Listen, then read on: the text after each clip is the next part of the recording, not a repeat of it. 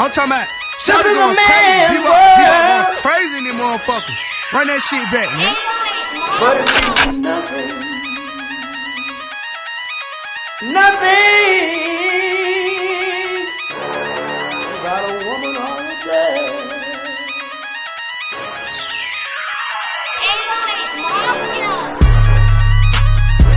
Man made the car.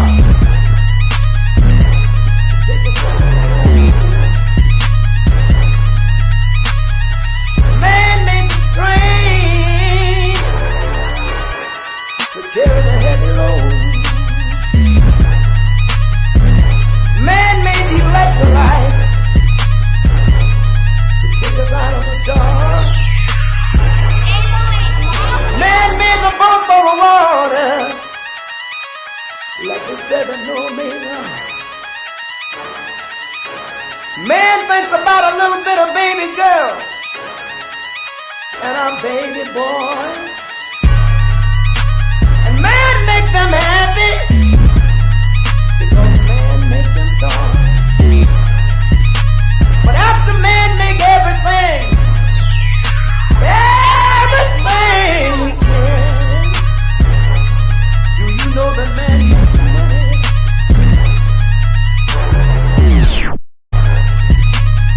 To buy from other men.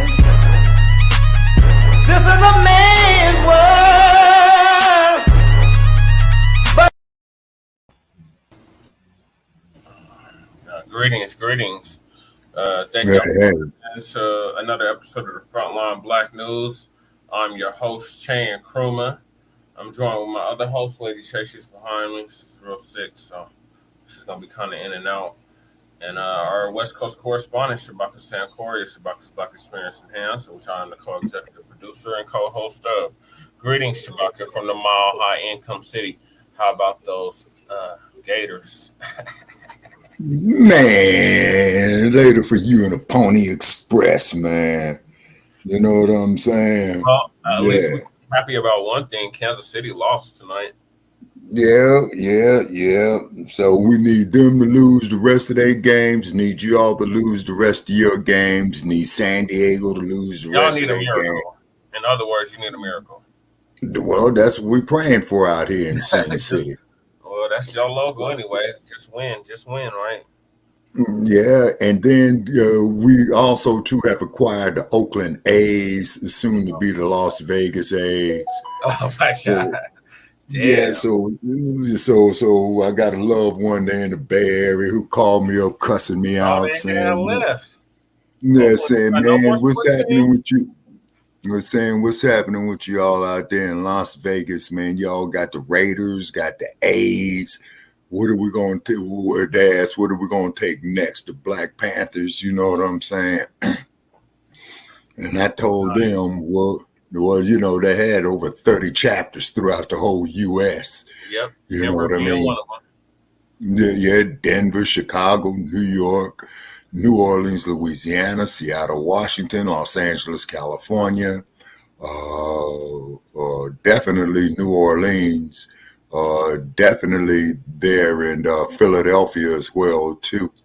Say, because as you know, Philadelphia, Detroit, you know, those were all hot spots in the late 1960s. And then, of course, that no good ass Wilson Good, who's going to bomb a whole neighborhood, you know, and they dropped a bomb on the movement. That was, I think that was around the time. Yeah, that was around the. What year you was born again, Brother Che? 87. Okay, yeah, 2 years before you were born. Yeah, I was younger than you when that went down. Yep. Yeah, see, which is really sad. So, you know, it is what it is, sir. You know what I'm saying? And also, too, we are also alive on the Shabaka's Black Experience Enhanced on our like page. We did share the feed. The like page and the group. Yeah, okay. All right, that's cool, you know, and what have you, man. And I think the Warriors won tonight, man. You know what I'm saying? Tonight, so. Okay, well, you buckets are not gonna repeat, man. See, Yes, for we you are. all, We are gonna repeat. man, for you to We get up are there gonna in the league, for you all to get up there in the league with the Lakers and the Celtics, man, We and the swept the Lakers Warriors, from what I recall. sir, Then we bring the broom out on y'all. sir, y'all only had y'all so far is just a Y'all flash in the got pan swept. with you. Y'all got swept in the playoffs. The Lakers Sir. beat the Warriors. The Lakers is a dynasty. Warriors is working on to be a dynasty. We just beat the Warriors not too long last week. What are you talking about? Okay, wait a minute. Isn't the NBA? Wait a minute. The NBA was still in preseason then, right? No. Okay, wait a minute. Because I think the regular season starts in October. We're a good month into the regular season.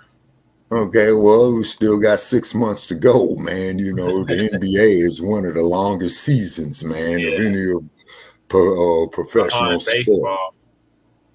Oh yeah. I think baseball, man, has got the basketball season beat out, man, because at the time that the baseball season starts that's when the basketball season is ended.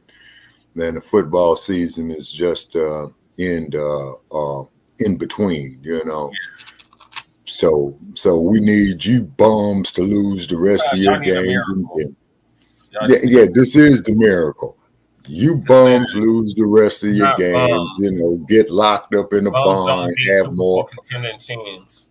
Man, you get locked up in a barn, man. Eat oats, man. Oats is giving us horsepower, and we running all over these playoffs. Man, horsepower, man. You buying referees, man. You know what I'm saying?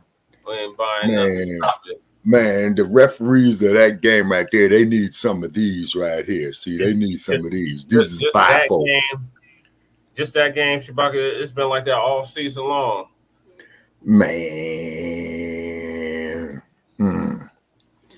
Okay, sorry, Shabaka is derailing us again, like last night. We got to get back on topic. So, this is season 3, episode 33, part 3 of the Frontline Black News. And we were discussing topics we didn't get to on part 1 and part 2. Okay. That is Chicago Mayor Brandon Johnson is spending $500,000 to study reparations for Black Chicagoans. Right. That brain dead, ass scratching yes boss, Mark Robinson, the Lieutenant Governor of North Carolina, has some serious issues. Okay. Former Baltimore Prosecutor Marilyn Mosby found guilty of federal perjury. That's the one. Oh, no, not her. She was the one, man, that brought them dudes down that killed Freddie Gray. Mm-hmm. Oh. A Georgia politician is removed from the Board of Commission. Okay. Is that their dump supporter? No, it's a sister. Okay. Cop City protests tear gassed activists in the face. Wow. RICO and domestic terrorism charges. Mm-hmm. Neo-Nazi hate crimes hit $1.2 million judgment. Okay. And Shapiro and Candace Owens are fighting over Israel. And, man, to hell with Candace Owens, man. Ben Shapiro threw Candace Owens under the bus. Man, I could care less. Right. I really can. I could care less. You know? Yeah, so you see. See, there we is live right here at Shabaka's Black Experience Enhanced Like page right there. Yeah. And also 2 greetings there to the Arena Uncensored and several other platforms. Yep. Yes, we are. We're streaming on 8 different platforms. 8 different platforms, yep. Shout out to the viewers. Y'all tapping in. Make sure y'all like. Most definitely. And be sure to like and subscribe to to the content here. And also, to definitely check out Shabaka's Black Experience coming up Tuesday night, 6 p.m. in the West, 9 p.m. in the East, 7 p.m. in the mountains, 8 p.m. in the central Great Lakes area. And what we're going to be talking about is the Voting Rights Act of 1965. And as Brother Paris had pointed out right here, you said it has to be ratified every 25 years. Yep, along with the 14th. I believe it's the third. It's either the 13th or the 14th Amendment has to be as well, or the 15th. Okay. I'm thinking of the 15th Amendment. Yeah. Okay. All righty. Okay. All right. So we're gonna stay on topic tonight. So we'll be discussing the rest of that on Shabaka's Black Experience Enhanced, coming up in the next couple of days. Okay. And then to please keep the hate mail coming into our chat rooms over there at Shabaka's Black Experience Enhanced. We really do love the hate mail because that means that we are getting somewhere. It's not even in this queue. God damn it. Okay, I gotta pull up a video. Right. I thought it was in this queue, but it's not in the queue. Okay, who is it? Brandon Johnson. Oh, okay. Yeah, the mayor of Chi-Town. Yeah. About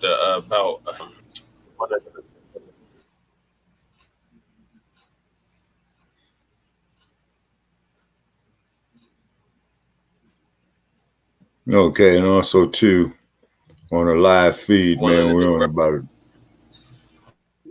at about a 6-second delay into the live feed that we're doing on Shabaka's Black Experience Enhanced. And here it is right here. See. I'm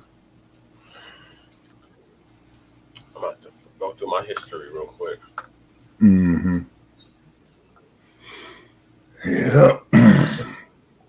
And then we have 1,600 followers on the like page of Shabaka's Black Experience Enhanced. We should have more than that. We should have 6. Yeah. We got 1,000 overnight because I shared it out to like 3,000 people. Okay, but I'm talking about on the like page of Shabaka's Black Experience Enhanced. That's what I'm talking about, Shabaka. I shared out the link. Oh, okay. Like 3,000 people. Okay, all righty. All right, so here it is. I found it. So we got Mayor Johnson spending $500,000 to study reparations for Black Chicagoans. To hell with a goddamn study. Y'all know what the hell y'all did. Y'all know what the hell you continue to do. Just cut the goddamn. Right. Yeah. Take that $500,000, man, and start making some payments on it, man. This is just more. This is more stalling tactics from the Democrats. Yes, sir. That's precisely my point. You know what I'm saying? Like every time I bring it up to the Congressional Black Caucus here in Colorado, they come with that same shit. Oh, we need to do a study. Y'all know what the hell y'all. Man, what's there to study, man? Shit, man, them fools better go study some basic bookkeeping and some disbursements on some checks. Right? That's what they need to study. You know, all right, so I'm gonna let the video play. This is from Uncle Phil Scott. Okay. African Diaspora News Channel.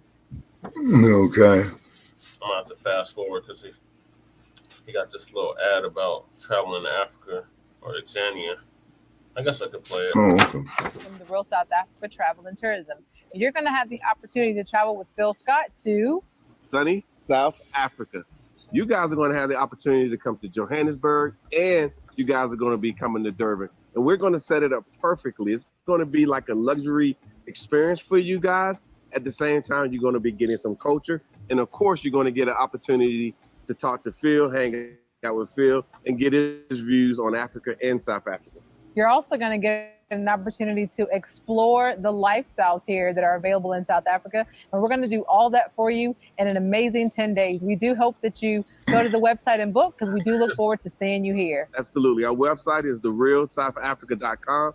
Go there, scroll down, you'll see a picture of Phil, and just go ahead and book there. So we'll see you here in what we like to call sunny South Africa. And then, of course, okay, this is Shabaka's Black Experience Enhanced. Looks like the city of Chicago, or Chicagoans, I should say, they're going to be getting $500,000 allocated to a study for reparations. Now, let me expound upon that just a little bit. Of course, you guys know what's going on in the city of Chicago, where about 20,000 migrants or more have gone to Chicago or been sent to Chicago seeking asylum. And it is said that by the end of this year, Chicago would have spent $361 million trying to $361 million. That migrants are housed at police stations, the airport, even, and a whole host of other places.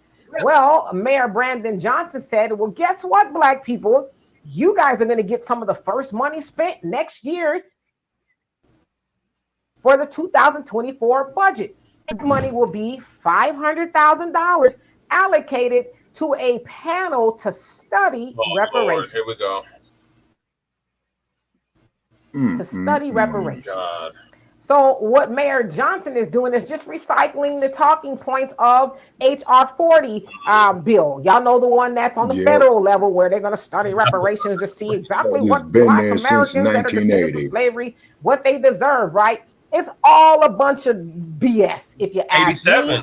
Because you will spend $361 million on people who should not be there, but you're going to give a funky little $500,000 to study reparations? Well, if you ask me, and you didn't, but if you take that money that you spent on the migrants, and you take the money that you want to have a panel, and they said the panel will meet for about a year, so you're going to spend that money for people to meet for a year to say, do they deserve it or not? Well, let's see. So y'all could take all that money and then y'all could divvy it up and just give it to Black people, Black Chicagoans, at the very least, and say, hey, are you a descendant of slavery? Why, yes, I am.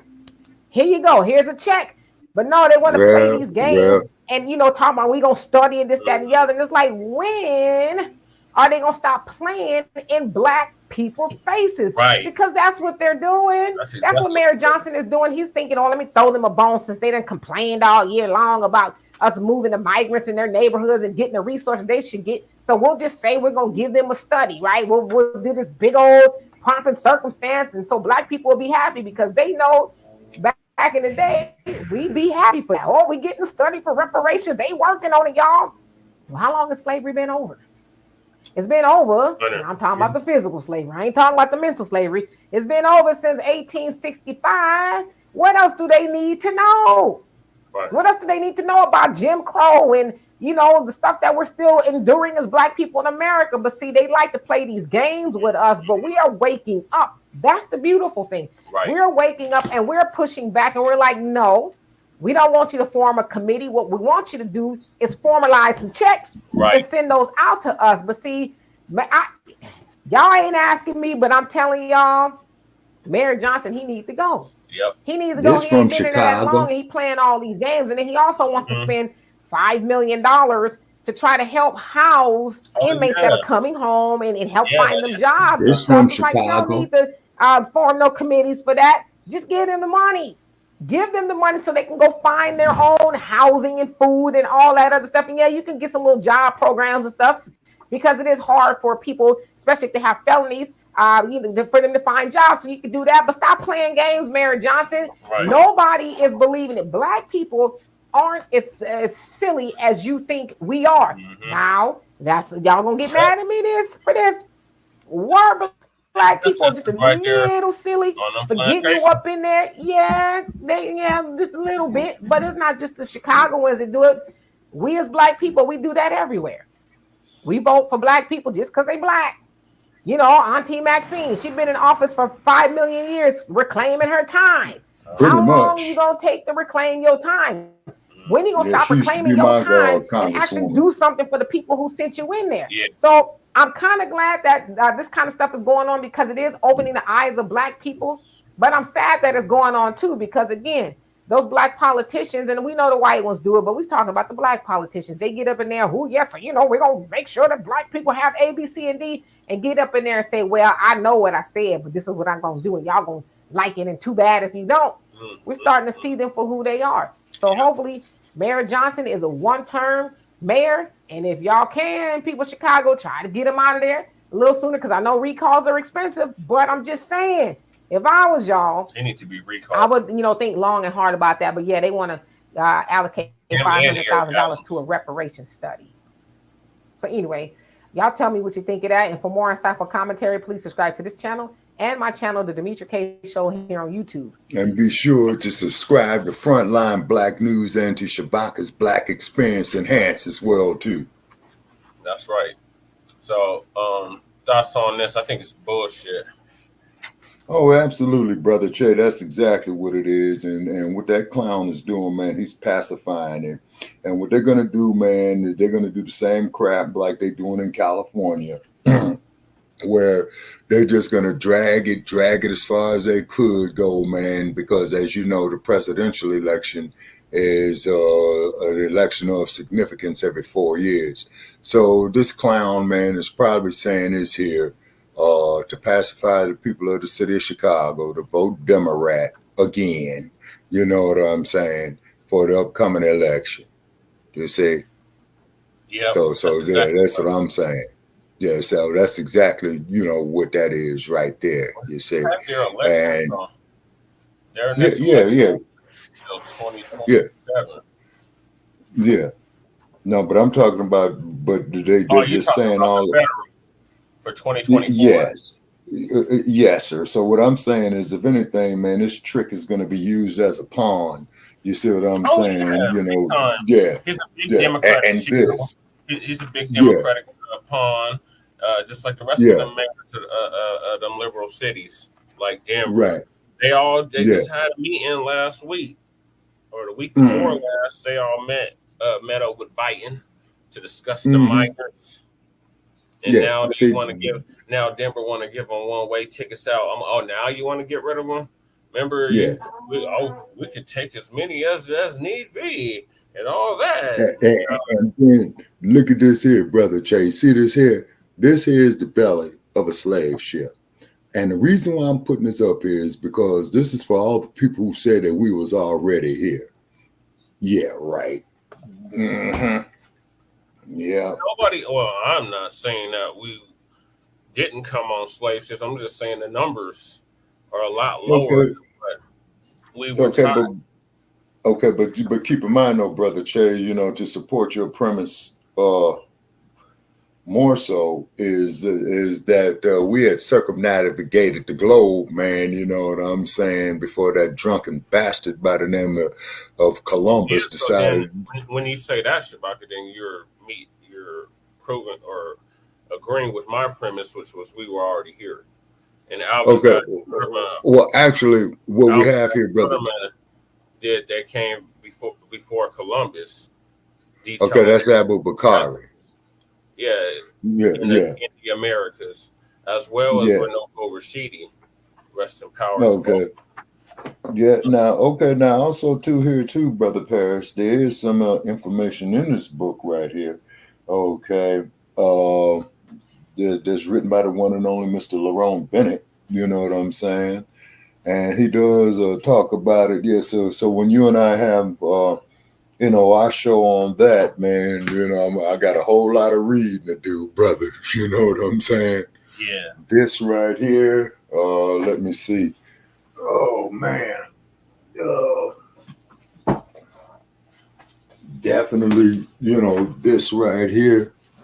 You see what I'm saying? Yes. Because, we've given, the world brain surgery, man, all kind of stuff, man. All kind of stuff. The Memphite age, man, yeah, Lord. There's a whole lot of reading right here. I'm going through these is the illustrations. Okay, I'm just going here through the index of names. I'm looking for Shabaka right here. Okay, Semin Kara. Okay, let's see, Seti the first. Yeah, in other words, man, and so I got a whole lot of researching to do, on the subject here, Brother Che, is because what it is, man, is that when we get these guys, who was that dude, man, like he was a Joe Gibson collaborator. Yeah, trying to sit up there, man, and tell us our history. So the next time that cat comes on there, I'm just going to ask him what his ethnicity is, man. And if he ain't black, yeah, I'm just going to have to ask him straight out. He's a straight up troll. Yeah. But that's okay, Brother Che, because we love our hatred. We appreciate the hatred of our viewers and haters, and definitely, keep the hate mail in the chat room.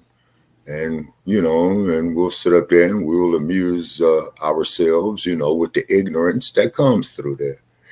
Yes, hey. Now, it's too bad, man, that we have to do this here with some of these brain dead individuals, man, and this is the 21st century. You see. No matter what year it is, we had to deal with brain dead mob. No matter what year it was. How many of us are on code and accomplished that and waged back in our own in the ways? Because it's a multifaceted war that we are in. But the point of it is race is first. Oh, absolutely, man. Skin color, that's your assigned uniform. Right. And according to Nelly Jr., that is your assigned uniform. So you're in a war whether you want to acknowledge it or not. It's pretty much. That in the room that everybody is tiptoeing around and acting like ain't there, but it's definitely there, but they don't want to acknowledge it. That's why the new racism is the denial of racism. Yeah, exactly. Because there is no other racism. Right. And then the sad part about it is, what is so sad is that these individuals, man, who denounce their African heritage, man, it's really sad. It's the imitation of life, you know what I mean? If you ever saw those films right there, where the girl hated her own mama because she was black. But the thing that I find incredible is that all these other groups hate us so much, but yet, though, why do they want to have sex with black people? That's the part that gets me. Well, the master and the mistress, same thing on the plantations, but so. Oh, absolutely, yeah. That's what all that nonsense. Yeah. Okay, all right, Brother Paris. Folks, is having some technical difficulties. Okay, so when that happens, we try to keep the show going on until it comes back on. We might have had a connection problem and what have you. So yeah, this is definitely StreamYard, Frontline Black News on StreamYard and what have you. And definitely check out Shabaka's Black Experience Enhanced. That's coming up on November the 22nd, I believe. No, November the 23rd. Okay. As in tomorrow, as a matter of fact. Wait a minute. But anyway, it's next Tuesday. Okay. It's next Tuesday. And we're going to be talking about the Voting Rights Act in 1965 and the ramifications on it as well, too. And feel free, to go over there, to pull some of our past episodes, leave us a comment, good or bad, definitely direct all the hate mail to the chat room. We'd be more than happy to read it for you and whatnot. And debate with those who choose to debate things of that nature right there. And just to show you people out there, we get our, sources of information. We do research our stories. here at Frontline Black News. You see what I'm saying? Here's Shabak's Black Experience in Hand. So we definitely go to Ebony Magazine. You know, the great author they had there, Lerone Bennett Jr. We do research our stories. Okay. You know, a lot of knowledge here. Freddie D. Okay. You know, what happened? You see, so we know what we're talking about, you know. And then too, we understand that we have haters out there that hate on us simply because of who we are. And it's all right, you know, and it's getting a little cold here, you know, in Las Vegas, Nevada. So also too, is that we got ad space available for a reasonable rate, what have you, here on the platforms. In addition to, is that, and we've been doing it now going on 10 years combined, 3 years here at Frontline Black News, 7 years at Shabaka's Black Experience Enhanced. And next Tuesday will be our, tomorrow night, November the 21st, that there'll be our 400th episode. And we started at the time of the 50th anniversary of the Black Panther Party. So the number to call in is 516-418-5996. And, you know, and I can't say that it's not going to get off the hook, but, you know, we're trying to upgrade the quality of our platforms, and we've had individuals on our platforms who've been very well educated, very, very well renowned. So we're waiting on Brother Che to come back into the studio. Okay, so in the meantime, until he gets back, let's do some reading right here. Definitely want to give a shout out there to Brother Joseph Shelton, who does the Black Man Read Aloud, who reads aloud, and whatnot. Now, Shabaka, I have to restart the whole computer. All right, let's go. Is that your final thoughts on this study for reparations? The study for reparations. Okay, it's just cut the damn check, man. We all know what's up. Quit the bullshit. You know what I mean?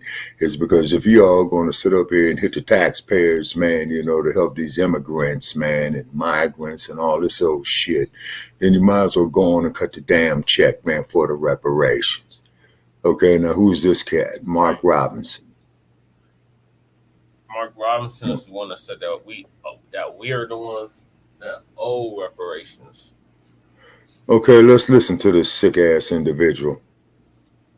But he wouldn't say who we owe reparations to, but we Black Americans, Foundation of Black Americans, we supposedly owe somebody, but he won't say who it is. Okay. All right. Yeah, shout out to Torian Rain Reloaded. He's part of the new Black Media. Started his channel as well as ours. And he is going to break it all down on what issues, serious issues that Mark Robinson has. Okay. And then oftentimes on my channel, you'll hear me talking about how there are some people out there that are grifting hard and tap dancing just as harder. Well, Mark Robinson is a perfect example of that. And I had forgot all about this guy until something recent popped up, you know, came my way about him that I'm going to talk about today. And I said, I definitely think I remember him getting entered into the Bed Bucking Hall of Shame last year, because I definitely remember this face and a picture of biscuits just smothered, like literally scattered in front of him in the thumbnail. But the reason why I'm talking about Mark Robinson today is because apparently they've uncovered a whole bunch of posts that he's made, in particular about women over the last few years. Now, when I read through some of these posts, I'm like, okay, I understand you may have a strong opinion about some of these individuals. It is what it is. But a lot of this is just, you know, him pandering very hard, definitely, And some of it is he's just being very petty. Now, mind you, this guy is currently in the gubernatorial race to become governor for the state of North Carolina. He's currently the lieutenant governor, but he's running to be the governor. I'm gonna be quite honest with y'all. I don't think he's going to win. I have a feeling this is all going to blow up in his face. And the crazy part about it is he said even weirder things in the past as well. I can't remember exactly what he said to get him into the bed bucking Hall of Shame when I did one on him last year, but I think it was definitely steeped in anti-blackness. But what I'm gonna do now is I'm gonna read this article coming from HuffPost, and I'm gonna have different screenshots posted and scattered throughout the commentary as I go along, so y'all can actually visually see some of the stuff that he has said. North Carolina GOP gubernatorial candidate Mark Robinson is known for having a long history of peddling conspiracy theories. It turns out he's got a long history of something else too, and that is demeaning successful women. Robinson, who is currently the state's lieutenant governor and leading Republican candidate for governor, has lashed out at nearly 24 women who are public figures in politics and entertainment. A review of his Facebook posts over the years reveals a pattern of offensive and disgusting language in the way he talks about prominent women, including former First Lady Michelle Obama, singer Taylor Swift, and Vice President Kamala Harris. As for Michelle Obama, he said he has repeatedly referred to her as a man. How many times have we heard that before? He said she speaks ghetto and Wookiee, referring to the language that Chewbacca speaks in Star Wars. He called her an angry, anti-American communist black lady and said that she emanates the stench of human waste. As for Kamala Harris, he called her a joke, a nitwit, and a leftist idiot who supports the right to unalive the unborn. He said of Hillary Clinton, he said he created and posted a meme with an image of Clinton. He also called her a witch and compared her to the Klan. For Nancy Pelosi, he says she is a bitter, angry loser who hates America, the devil, and a wannabe despot, and compared her to dictators. I'm going to call him the Stash, Joseph Stalin, and Mao Zedong. For Elizabeth Warren, he called her a dingbat and also compared her to the Stash, Stalin, and Zedong. For Frederica Wilson, he called her a lying, liberal, bottom-feeding pond scum, leftist dressing like a rejected drag queen from Brokeback Mountain. As for Ilhan Omar, he compared her to a Klan member.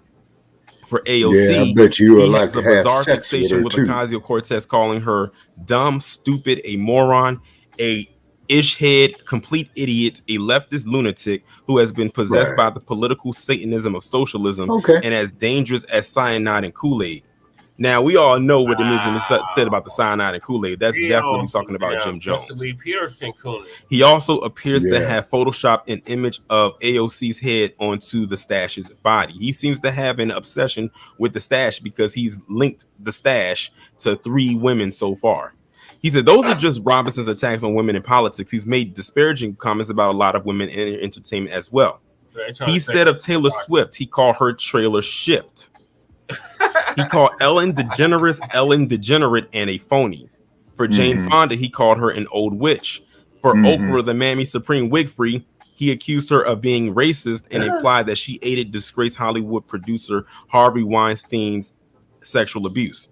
As for Joy Behar, he called her a she-beast and said, "Shut up, stupid leftist," in response to her calling for Supreme Court Justice Brett Kavanaugh to take a lie detector test amid his sexual assault allegations.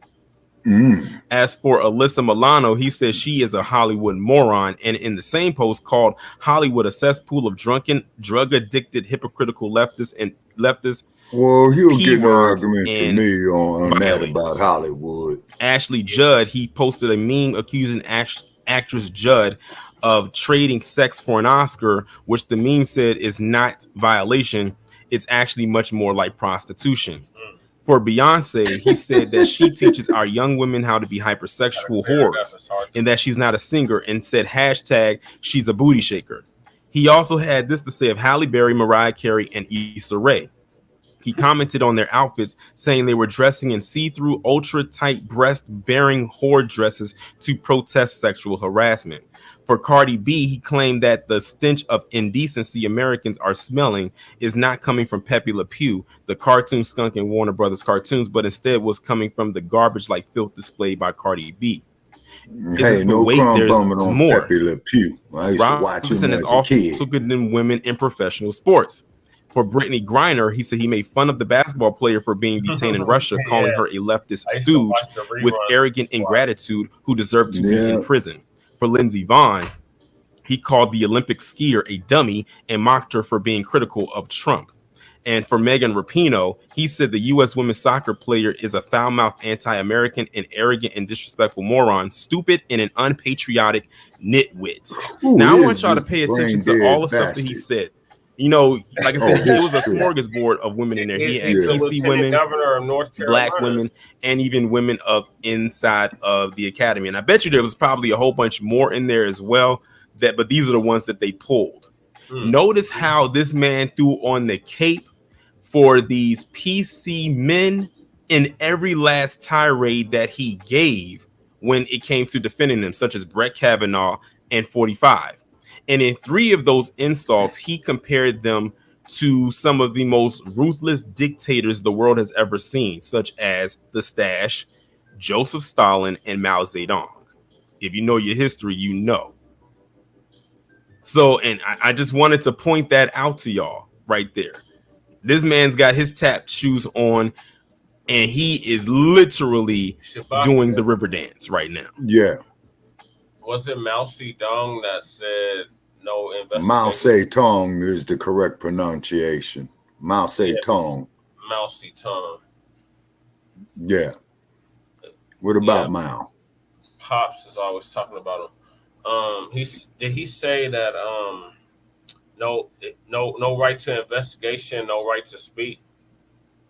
Okay, that I don't know, Brother Chad. I have to research that there for you. But however, I do know is that when Nixon had opened up relations to China, Dr. Newton did go to China and met with Mao Zedong. Correct. Yeah. And the cold part about it is Nixon, when he opened up relations with China, man, he practically had did the impossible. You know, is because LBJ couldn't do it, JFK wouldn't do it, Eisenhower, from what I understand, was totally against it. Because see, they had this thing here too after. Now, let me make sure I got it right. Okay. And also, two people out there, if I'm wrong, feel free, to call up Shabaka's Black Experience Enhanced and correct me on it. Okay. Is that at the end of the Korean War, World War II, then you had the Korean War, and then you had the Red Scare of the 1950s, where they're in fear of everybody being a communist, right? They had this dude by the name of Joseph McCarthy that was accusing everybody of being a communist, including Paul Robeson. And a lot of the people made Joseph McCarthy look like a total incomplete imbecile, which he was, with the committee that he had formed, And Joseph McCarthy, man, based on, because this is before my time, based on those before me who was saying it, was pretty much, man, like what the panties is in Florida. And Governor Ron DeSantis, I'm calling you a transvestite saying you wear women's underwear. And I do support my statement that I says the dump as in human shit. And I want to make that perfectly clear. Okay. All right. Now, this individual right here, man, with this Negro mindset, man, clinging on, man, to the slave master, man, the shit has got to go. And it's kind of like is that we thought that we was moving beyond this, but in actuality, man, it's a regression. It's because this dude right here, man, let him take his ass over there to the city of Los Angeles, okay? Let him go through South Central, man, on a Friday night. What up, Deacon? Oh, Deacon of Reality. Okay. What's up, Brother Deacon? And so, and when his ass gets jacked up by the LAPD, they're going to say, like they're doing with me and so many other individuals that visited Los Angeles, the suspect is described as a male Negro, period. Period. And all these individuals that he's slinging all his mud on, man, this dude is a rebel rouser. See, this dumb shit, man, is like going back to the McCarthy era. You see what I mean? See, the panties, the transvestite, who is the governor of Florida, and yeah, Governor the panties, yeah, you welcome to call up Shabaka's Black Experience Enhanced. Yeah, you know, we'll talk. The number to call is 516-418-5996, and we're still waiting on all you Biden supporters to call in. And Biden, he'll be 82 years old, you know? Yeah, for the next presidential. Yeah, you see? You know, and what it is that we need to form our own political parties, you know what I'm saying, dealing with our agendas first, you know, Black first, period. And then we also, too, want to emphasize on this is because when you have cases like with George Floyd, cases like with Rodney King in Los Angeles, and then what made the George Floyd case don't ever come over here. So bad is that Chauvin murdered that man, and the man said that he couldn't breathe, and yet those Chauvin proceeded to apply pressure on this man's neck. Now, speaking to one of our colleagues there, Brother Che, we was talking about that the moves that Chauvin was making on his neck, and yes, our colleague had stated is that what he was doing was he was applying pressure, more pressure, increasing the pressure. There on his neck. And you and I have looked at the video many of times together. We've discussed it on air and privately, where George Floyd expired at roughly at about the 9-minute mark. Was it, Brother Che? Right before 9 minutes. Yeah, because the man was urinating on himself. And the cold part about it is that I looked at that video again and again, and I thought that the liquid that I saw was the radiator leaking from the car, but in actuality, it was Mr. Floyd's urine. It was his urine. And he had passed away, and that was just before he did. And you see Mr. Floyd go limp. And then, of course, you and I both know when the paramedics came there and lifted him onto the gurney, man, and he was still handcuffed. Okay, the man was deceased. And so most definitely our hearts go out to his family and, those that cared about him and what have you. I'm just saddened that nobody stepped in. How you just going to watch him die like that? Like they literally was watching him die, somebody. Yeah, and then a young woman, from what I understand, that took the video, that she's been hit with all kind of death threats and had to go off into hiding. And then those other two cops who were standing there, they went to jail, and rightfully so, because it was up to them to prevent them from what they're doing, even if they had to put a bullet in that fool's head. Yeah, no doubt. But let's get back to this raccoon and spout. Oh, yes, sir. This clown. Yes, sir. HuffPost reached out to Robinson, both his campaign and his state government office, to ask why the lieutenant governor has spent years publicly attacking and demeaning so many successful women, and neither office responded. Robinson's baggage is clearly worrying some top Republicans in North Carolina who are reportedly rallying around a new pick, wealthy businessman and attorney Bill Graham, to become their party's gubernatorial frontrunner. Graham, who unsuccessfully ran for governor in 2008, jumped into the race on Wednesday and is pledging to spend millions of dollars of his own money. And I'm not pocket watching when I say this, but I don't think Mark Robinson can quite say the same. Now, here's the thing.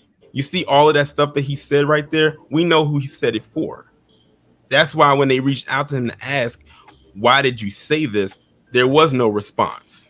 That's how he feels, but like I said, he's catering to that party, thinking that's what they want to hear. But notice in the article, it came back and said they're worried. based on the post that he's made right here and some other things that he has said in the past. That means they're scared of even having this guy in. And then on top of that, Mark Robinson, I don't know if you've looked in the mirror lately. I don't know if you even own a mirror, but let me go ahead and give you a plot twist, a spoiler alert. You're black. Right. All this stuff that you're doing right here, at the end of the day, you're still a black man, and they're going to see you as such and treat you as such at the same time.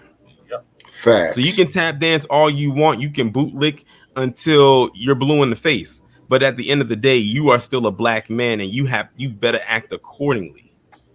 I have a feeling this is going to blow up in his face, and I wonder if Kid Gravity is going to hear this video, because if he does, because I know he's in the political realm, I'm curious to know, Kid Gravity, if you're out there listening to me right now, what do you have to say about this? Because this is very, very, very interesting. It says he is, let me continue to go on with the article. It says he is joining a crowded GOP primary with Robinson and 4 other conservative candidates, including former U.S. Rep. Mark Walker and Dale Folwell. The state treasurer, John Stein, who is currently the state's attorney general, is the leading Democratic contender for governor. Despite North Carolina being a swing state, Democrats have held governor seats for the last 30 years, except for one 4-year stretch with GOP Governor Pat McCrory. Current Governor Roy Cooper is term limited out in 2024. HuffPost previously talked to political analysts in North Carolina to get a sense of how Robinson, with his dangerous conspiracy theories and discussing attacks on women, came to be the GOP's frontrunner for governor. The consensus was that he has 2 things going for him that other GOP candidates don't: name recognition and Trump's endorsement. He represents the culture war of the Republican Party, said Stephen Green, a political science professor at North Carolina State University in Raleigh. Green predicted that if Robinson does become the GOP nominee, he will lose the general election in 2024. We have seen ever since the elevation of Trump, Republican primary voters again and again, time and time again, choosing the candidate who makes an awful general election candidate in a purple state. He said, "My presumption is Mark Robinson will fall right into this pattern." So they're basically saying, granted, the thing that's working for Mark Robinson, such as Trump's endorsement, is going to work for him to possibly get the GOP nominee. But on the flip side, it'll work against him as far as him actually being elected to be governor. So it's like a double-edged sword. It's like it works on one hand, it works for him. On the other hand, it's not going to work for him. Like I said, I have a feeling this is definitely going to blow up in his face. And let me again give this disclaimer before I round out this video. A lot of the women that he had in here that he was talking about, a lot of them I've talked about on my channel before or in passing. A lot of them I really don't care for, but I wish I would spend the better time, the better part of my day, scratch that, the better part of my months, weeks, going on these endless tirades like he did, as y'all saw displayed on the screen, and what I've said in this video. Again, a lot of these tirades, if you see some of the timestamps, go back to 2018. These weren't things that he started saying just this week. It was put out this week. But as far as what he said, he's been saying this since like 2018, maybe even a little further back. But I think the earliest one that they got was in 2018. And if y'all look at that picture, that a couple of the pictures, and saw what I put up there or caught it, and he's still talking. And the thing is, I'm sure if you Google Mark Robinson's name right now, this is probably one of the more recent articles you'll find, but I'm sure there's some other stuff in there as well about him that's just kind of real shaky. But I'm telling you right now, he's feeling himself. He's feeling himself right now in a huge way. He probably feels he's untouchable. He probably feels that he's invincible and nothing's going to happen to him. But we shall see when that election rolls around in 2024. I have the strongest feeling he's not going to make it. I would actually be surprised if he actually did become the nominee, but I won't be surprised if he loses. I won't be surprised either. Fuck Mark Robinson. Family and fellow soldiers. The professor. You live in North Carolina, do not vote for that. Yeah, and keep in mind, North Carolina is where our good. Oh yeah, Then keep in mind in North Carolina, that's where our boy is, the one and only Joe Gibson and what have you, So former. Yeah, do not vote for Joseph Gibson if you live in North Carolina. Don't vote for that. Right. Cheddar Anchor, baby. Yeah. and what's happening here with Marilyn Mosby, because she put her life on the line getting them bastards that murdered Freddie Gray. So they setting her up for a fall, huh? Oh yeah, big time. But you didn't have nothing to say about this raccoon? Oh, I got a lot to say about him. First place, he's dangerous. Second place, man, he has that syndrome of self-hatred, and what tells us this is that the garbage that he is endorsing, you see what I mean? And then on, yeah. And it's just incredible, man, of how this syndrome, man, is going across the nation, man, with these black congressional politicians or legislators and some of these chief executives of some of these states, you see. Yeah. And what's going on with that is that this is definitely moving backwards. And I'm quite sure that Dr. King was turning over in his grave, man, looking at some of this asinine shit. Seriously. Yeah, seriously. The X-Man too. Dr. Newton as well. You see, Medgar Evers. Yeah, I don't even go so far as to say. Yeah, and hold on too, Brother Che. And I'll even go so far as to say Viola Luiso. Who was Viola Luiso? Viola Luiso was a 26-year-old white woman from Detroit who was killed during the Civil Rights Movement. You see what I mean? So, and then those who made the ultimate sacrifice, if they were to come back now, seeing on what's going on with this crap, how would they feel about it? Just putting it out there. Okay, so let's see what Dr. Phil was saying about Marilyn Mosby. Has been convicted of federal perjury. Now, it stems from a case where during the pandemic, she took money from her own 401k that they was allowing, people to get money from their 401k. And she said she had a hardship at the time, but they said that she didn't have a reduction in pay during that time. And she used the money to purchase, a home in Florida. I think it was 2 homes, matter of fact, in Florida. And they also accused her of mortgage fraud because they said she lied on the application. Because I guess there was part of the application, it's going to be a single family home, or you're going to use it for rent or Airbnb or whatever. And she put down it's supposed to be a single family home, but she turned around and was doing something else with her own property. So they charged her for that. Let's go ahead and roll that. I'm blessed. I have nothing else to say. Ms. Mosby, were you surprised by the verdict? That was the extent of the reaction from former City State's Attorney Marilyn Mosby, shortly after a jury found her guilty on all counts. 2 perjury charges that the jury deliberated for about 6 hours before deciding on. Any comment on the verdict? Mr. Wider, what are the next steps? Mosby's 2 federal public defenders had no comment for reporters, and her 3rd defense attorney, Lucius Outlaw, ran away from our camera when we to talk. Okay, we got interference going on with our signal on there from Denver, Colorado. My opinion on that, since I just got wind of this story right here,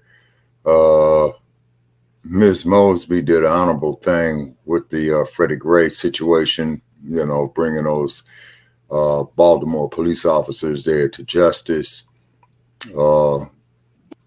And I'm yet to go over more details of the case, but I wish Ms. Mosby well, is because she did, put her well-being on the line in the Freddie Gray case, going after these rogue-ass police officers who pin on this badge and this gun and think they got the power to play God. Of court, and a spokesperson for the U.S. Attorney's Office briefly explained why. We are not. No, we still have 2 counts pending. Can you give us any information about the next step, scheduling or anything? Conference. Do we know when that's going to be? No, she didn't schedule it. Now, I'm a firm believer of what can we learn here. Who did she cross? But what we can learn is, well, one way to not have them people, having your money in a 401k, you can start your own IRA, individual retirement account, or you can just put your money in a savings account, and you have discipline to leave your money. But some people just do an IRA, right? Because maybe you want access to your money for whatever the reason.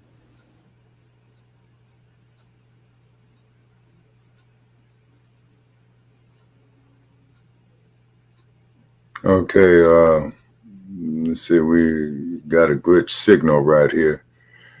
Okay, well, when Brother Che comes back on. Okay, ladies and gentlemen. Okay, it's because what it is in this country with this, okay. And I think Phil Scott is coming back on. Brother Che, you there? She still got money out of it anyway, right? So you look at how, all these cases that have been going here lately against these black, politicians and these people. That's why I tell people, when you get to certain levels, you got to really, watch yourself. You really do, because when you cross certain people, them folks will come after you. That's why some people tell me, "Oh, I feel you." Nope, too much righteousness, and they'll get me jammed up. I really do some politics. If I do politics, I prefer to do that outside this country, in a black nation, in this place. Because this place here is way too much corruption. Yeah, it is. This news. Yeah, so what are your thoughts on that, Shabbat? Okay, well, like I said on that, wish Miss Mobley the best. I still have to do further research on the case, but I appreciate what she did when she brought them people that murdered Freddie Gray in Baltimore to justice. Hell yeah. And I think, personally, this is some retaliatory shit behind that. That's my opinion. But however, we will research this story further, for a future date. And we are going to try to reach out to... I said we'll keep y'all updated on it. Yeah, and we will try to reach out, to Dr. Mosby, because she is a PhD or a doctor of jurisprudence. So that's why I'm referring. Yeah, she has to have a doctorate degree in jurisprudence to be an attorney.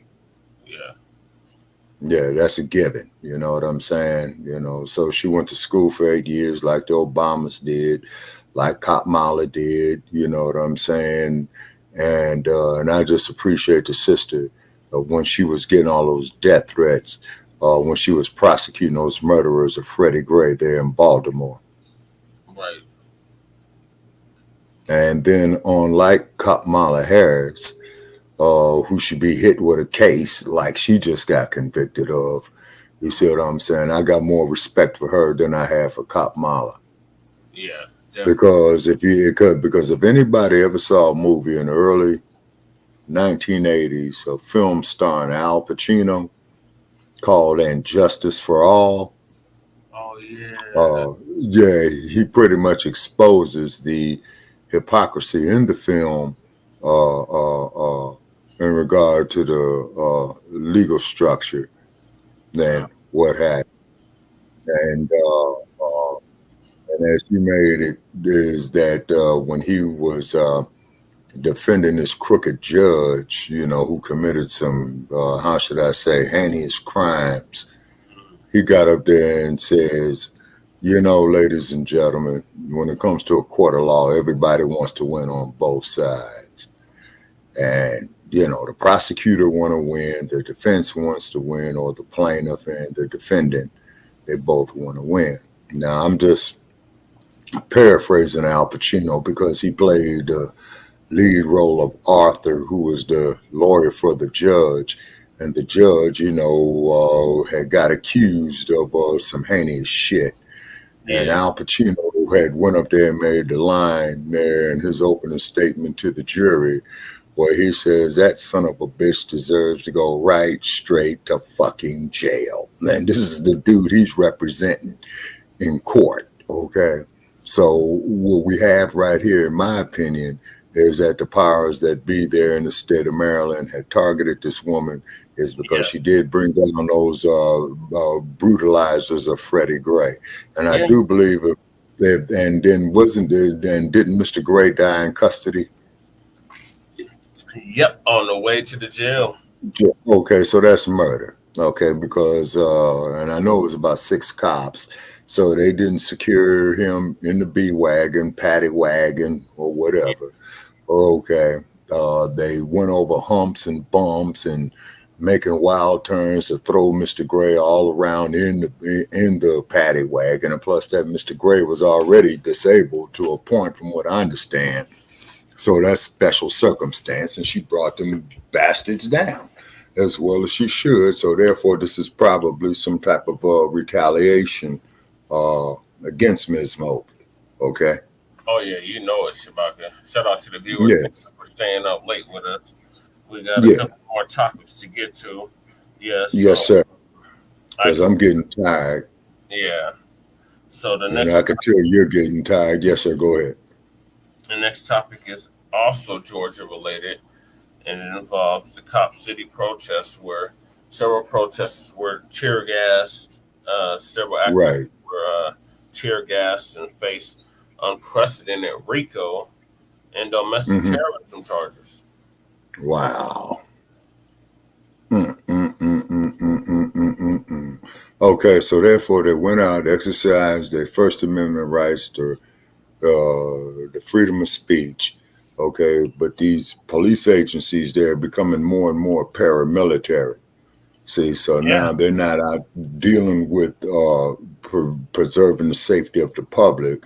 Now they all are becoming hazardous to the public's safety. They're race soldiers. That's what we call them. Oh, yes, sir. Exactly.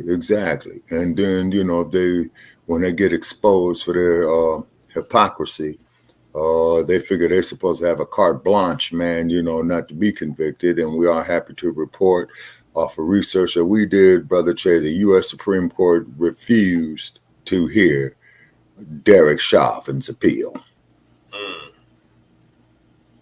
Yay. Yeah, I wanted to put that out there. Yeah. And so let that son of a bitch rot in jail, and hopefully with him being a police officer, they got him in Punk City. He should be walking a concrete in the general population.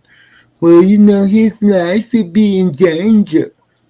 Don't motherfuckers know that anytime that you are in jail in general population, everybody's damn life is at risk. Right. So they could miss me with that bullshit, Right. So this is Amy Goodman. Oh, yeah. What's up with Amy Goodman? Yeah, she's been around for years, around 50 years that I know of. Damn. With democracy now. Yeah, she's been around quite a while. Yeah, she's going to give us a rundown on the Cop City protests and the Brother Camus. Oh, yeah. Yeah. From Black Power Media. It's going to give us a rundown. She's going to interview him. This is funded by viewers like you. Please support our work at democracynow.org/give. This is Democracy Now!, democracynow.org. I'm Elizabeth. We end today's show in Atlanta, Georgia, where people from around the country joined in a week of action to stop the massive $90 million police training complex known as Cop City.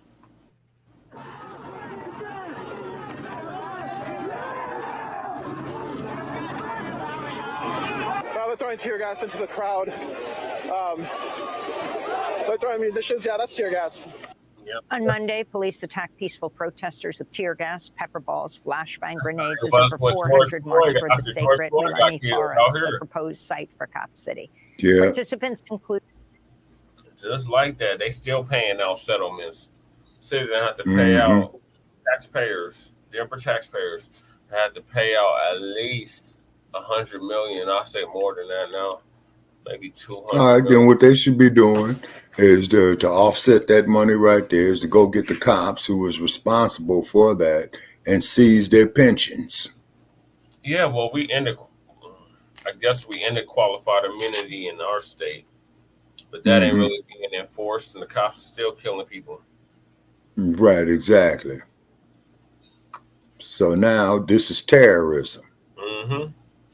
See, this is state-sponsored terrorism. Yeah, but you're regardless getting of for you fighting against it, you're getting charged with that. So I'm gonna let the video play. So we pressed for time now. We got this topic. We got 2 more after this, and we're done. So I'm gonna let the video play. All right. Included the parents of the environmental defender Manuel Esteban Terán, known as Tortuguita, who was fatally shot by Georgia state troopers during a raid on the Stop Cop City protest encampment in January.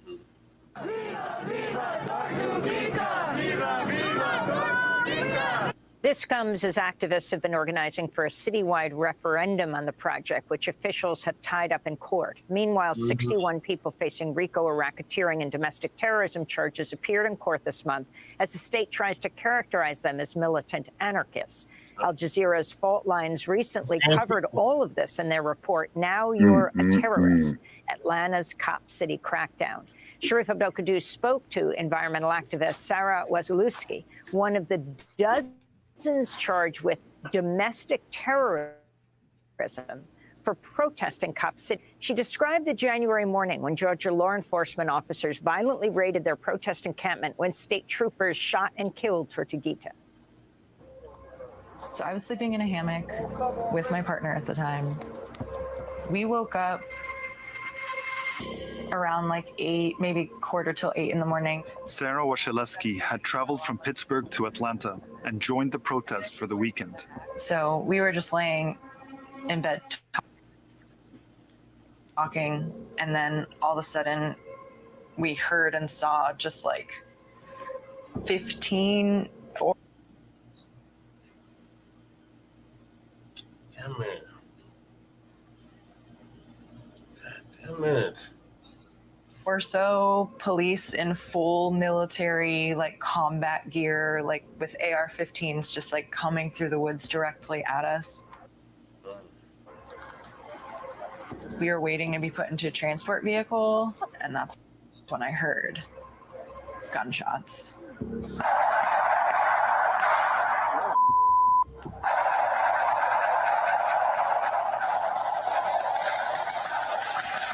Busted a whole clip right there. Yeah, at least. Yeah, that's a whole clip. I screamed when I heard it. With 30 rounds and the in police officer that like had me. Yeah, also that definitely responded like 30 round clip. Like they knew something bad happened. While Sarah was being now they're jamming our feet again. A team of officers killed Tortuguita in a barrage of gunfire.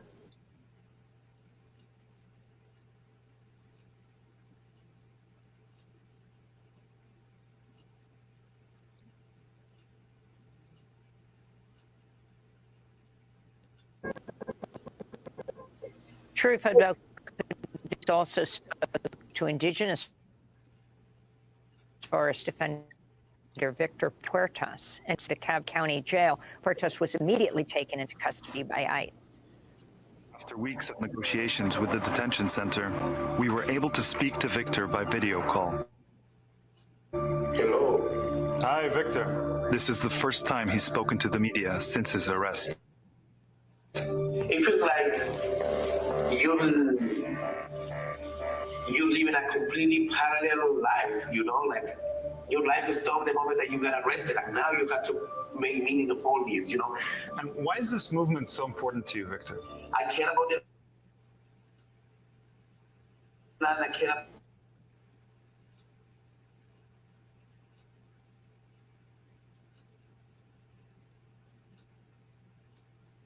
Okay, folks, yeah, we're freezing up once again. Okay, and labels it as a violent extremist organization and then charges participants like you with domestic terrorism. You don't believe it first, and then you realize, yeah, actually they're like passing these kind of laws, to target certain groups of people. What's happening here in Georgia, in Atlanta, it will have a repercussion all over the country. For more, we're joined by two guests. Sharifa Gokadous is still with us, correspondent for this Al Jazeera Fault Lines report. And Kamau Franklin is joining us, founder of the organization Community Movement Builders, who's been part of the now 2-year movement to stop Cop City. We welcome you both back to Democracy Now! Kamau, for the latest news of this week, over 60 people in court, many of them charged with domestic terrorism. Can you talk about the significance of what this means? As we heard this woman say, domestic terrorism and how it affects their whole lives. Yeah, thanks for having me. I mean, this issue goes to the heart of the militarization of the police and the criminalization of movements. What we're witnessing in Atlanta is a rebirth of the COINTELPRO movement to stamp out organizers and activists, to scare people into not speaking up and participating in movements. You have people who came to Atlanta who previously were not involved in any Cop City activity, but who happened to get rounded up by police. And the police looked at IDs, and if they had Georgia IDs, they let them go. If they had out-of-state IDs, they arrested them and charged them with domestic terrorism, and later added on the charge of RICO. So you have people whose lives have been turned upside down, people who've been engaged in acts, some people who've been engaged in acts of simple civil disobedience by sitting in tents, by sitting in tree huts, who now, again, have domestic terrorism charges and RICO charges. And so, as you stated, and as the documentary was saying, people's lives have been turned upside down because of the state's attempt to criminalize and brutalize activists and organizers who are working against police violence in our city. Can you talk about the movement? I mean, it's not just one group. It's Right. people who are deeply concerned about police brutality. It's also religious leaders, indigenous leaders. Talk about the area where it's being built.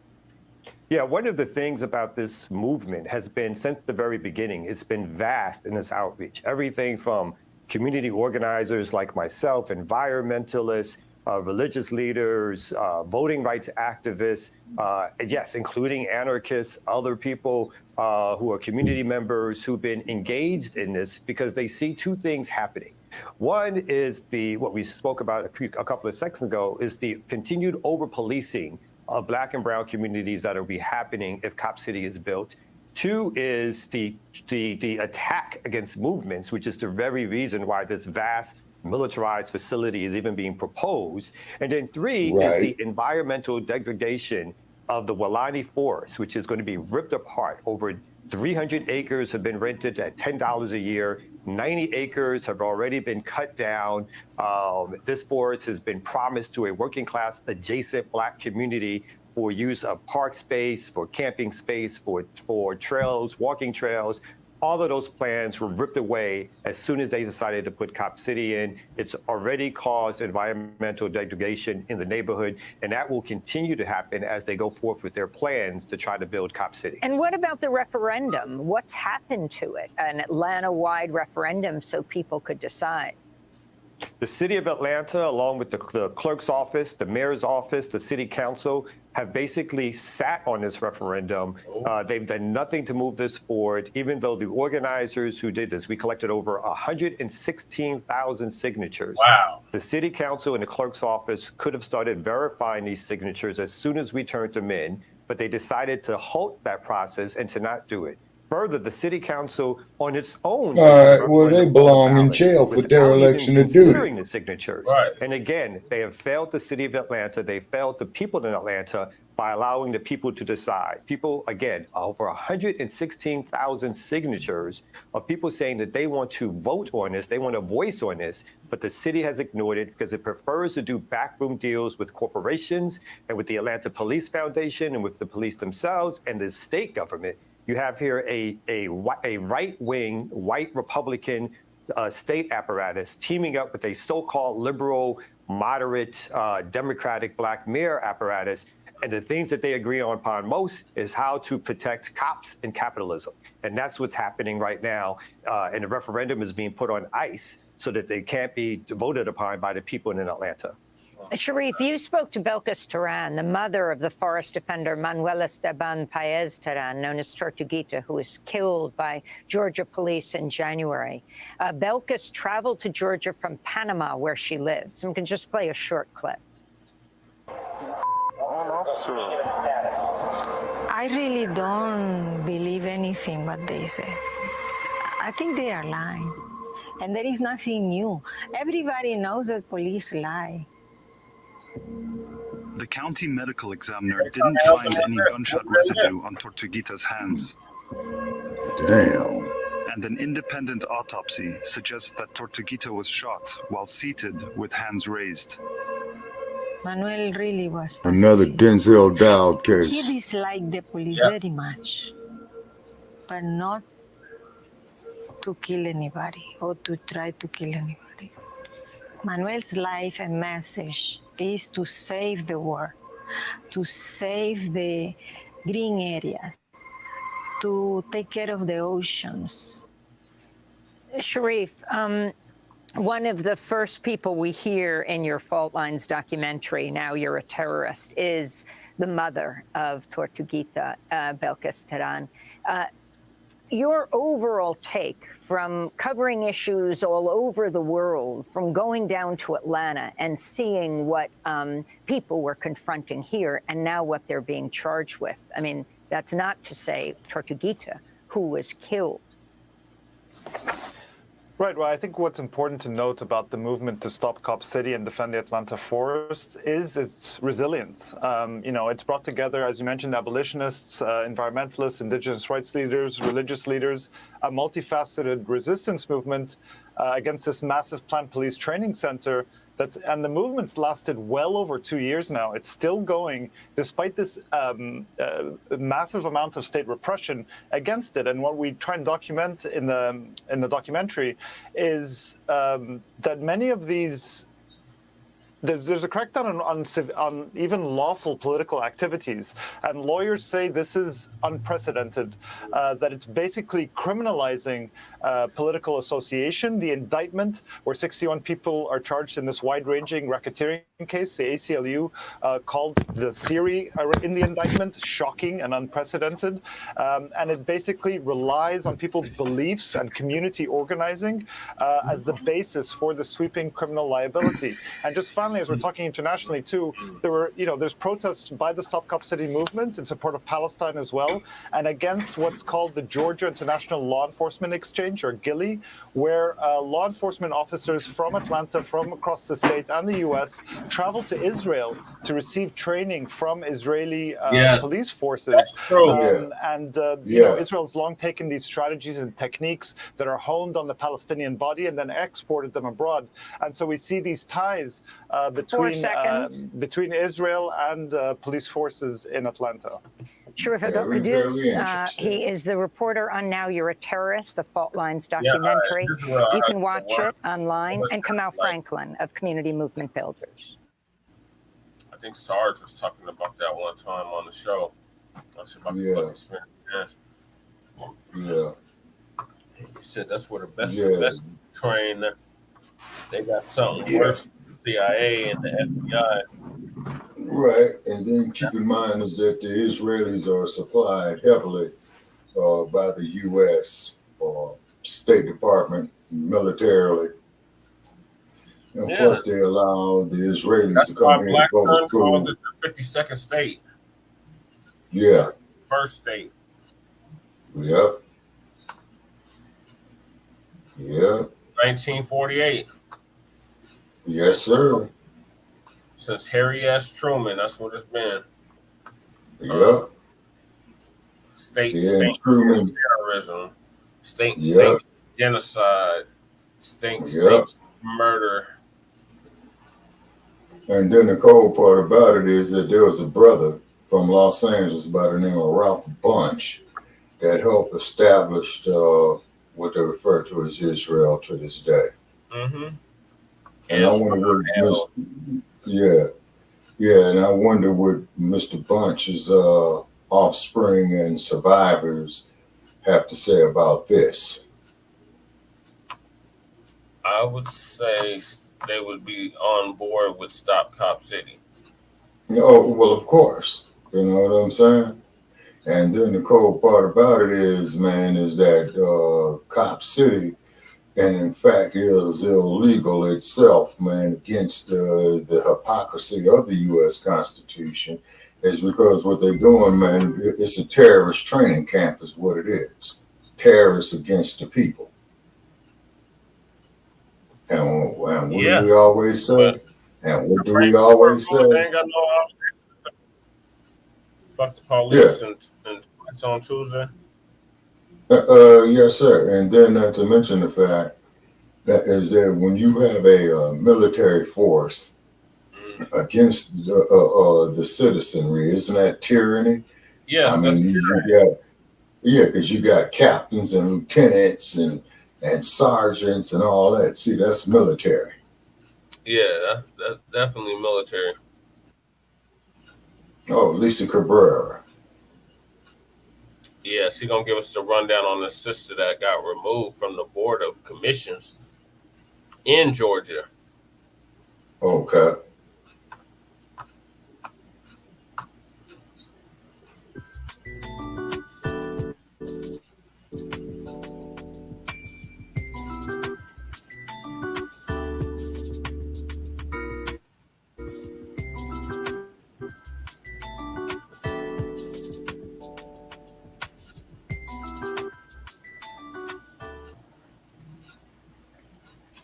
Ladies and gentlemen, you know, I think some people need to admit they should not drink, they should not be drug addicts.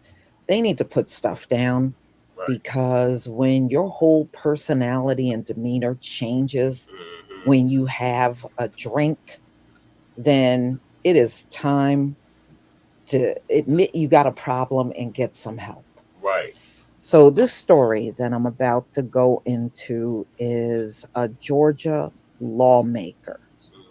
And she just got relieved of her vice chair position that she had. And she's upset and she's suing. But there is footage of her sloppy drunk out there on the streets. In fact, she passed out on the sidewalk, as you can see in the still shots there. Wow. So a Georgia lawmaker found allegedly passed out on the streets is suing the county for booting her as vice chair. Well, that's embarrassing. You know, you do represent the people when you are a politician. At least you're supposed to, but in America, politicians really don't do that. They don't represent the people at all. So a former Georgia lawmaker is planning to sue Clayton County for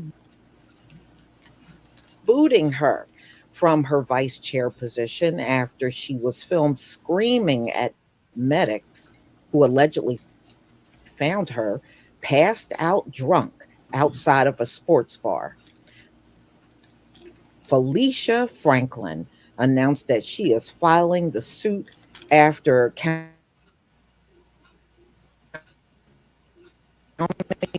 officials voted unanimously to dismiss her from her position as a Board of Commissioners vice chair over the September altercation, which was recorded on police-worn body cam, according to the... Wow. Let me just show you the video, y'all. Let me just show you the video.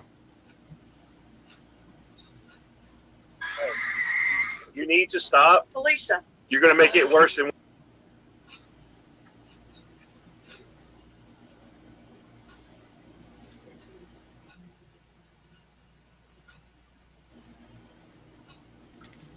What it needs to be. Felicia. Get him out my face. Oh, you get him out my face. You better.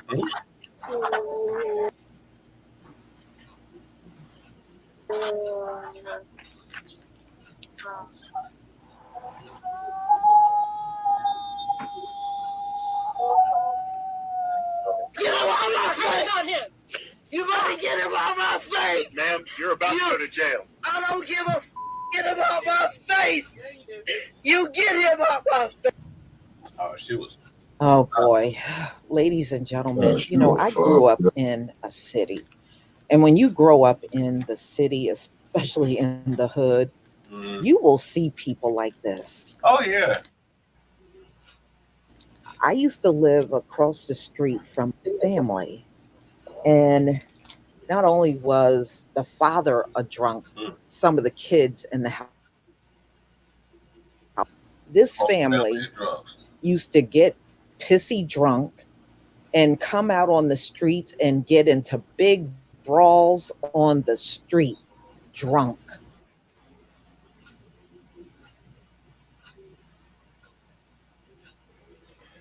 Well, you know, fucking with that carriage juice, you know what I'm saying? This man had his payday. He would come stumbling up the street drunk. And we knew his wife used to be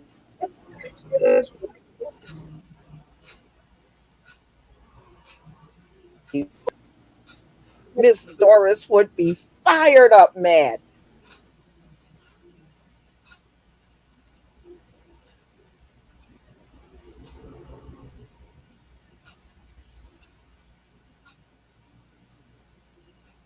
Okay, we look like we have an audio problem here.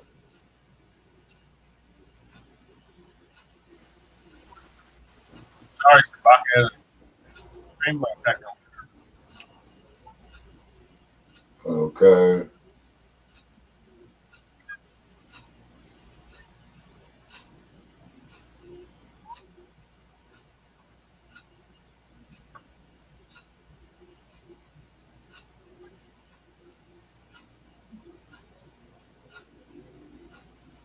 Yeah. It looked like it froze.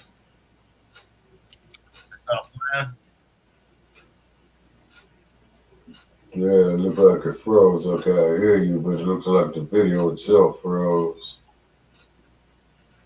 Oh.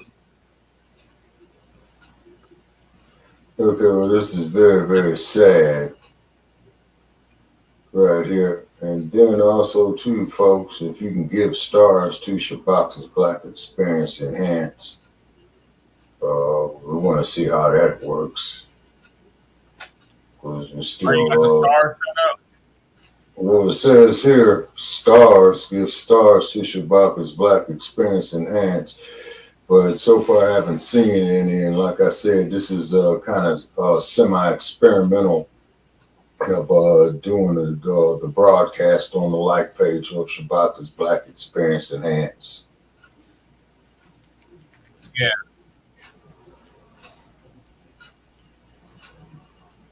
And it's just an experiment, and then there's some extra hurdles that you got to cross to, get the stars. And also, too, that artificial intelligence out there that's doing the spelling. My name is spelled Shabaka, not Chewbacca. Chewbacca is a character out of a damn Star Wars movie. Yeah, it always comes up as Chewbacca with that on the captions. Yeah. Shit, I look like a walking carpet, to motherfuckers out here. Shit, Yeah.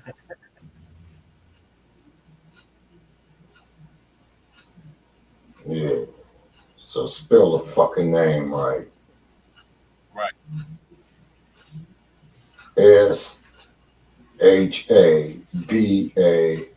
Shabaka.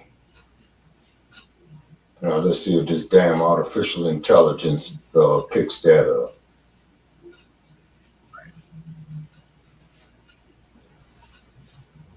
Now, is that somebody, is that telemetry for me? Is that somebody putting insults up there, man? Yeah. Oh, no, that's quoting me.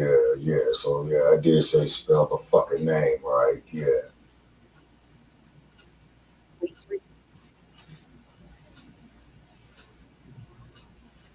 Okay. It's very sad about this woman.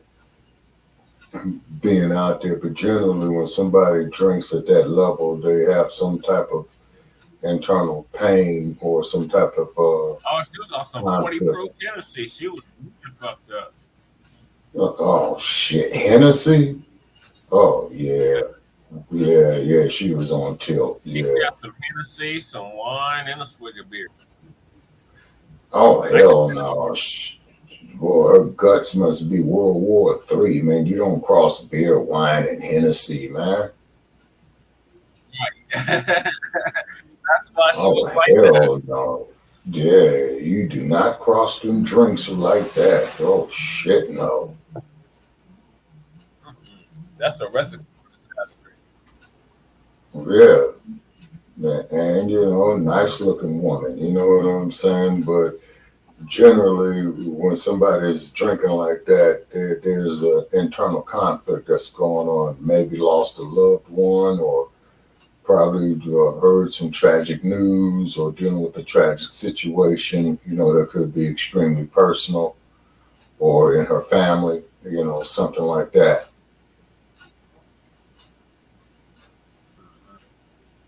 Yeah, just wish your sister well, man, you know. Right.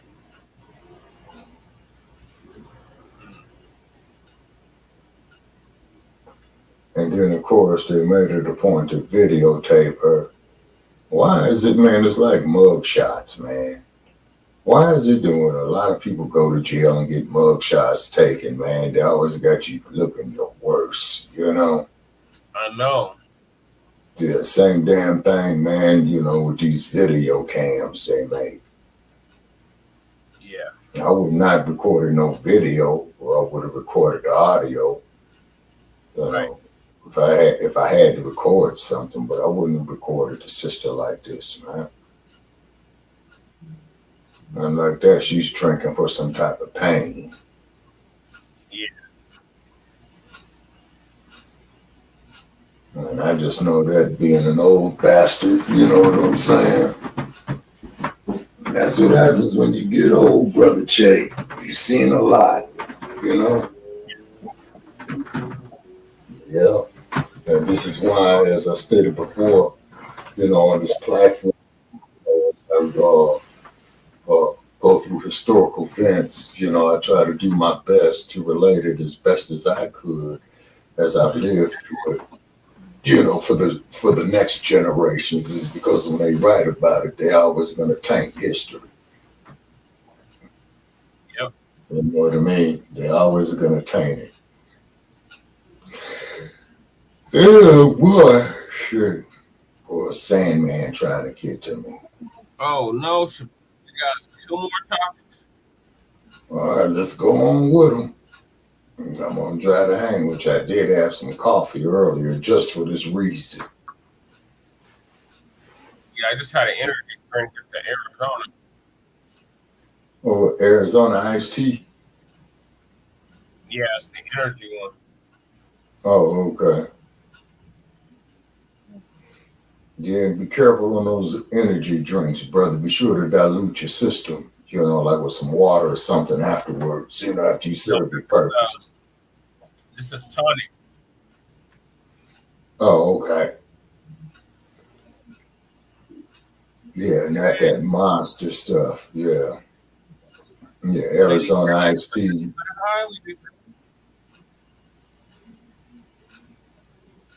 Say what now? Like you say, it's like in her presence dog. Okay. Well, if we can continue with this video that happened with this sister. It's almost done. Okay.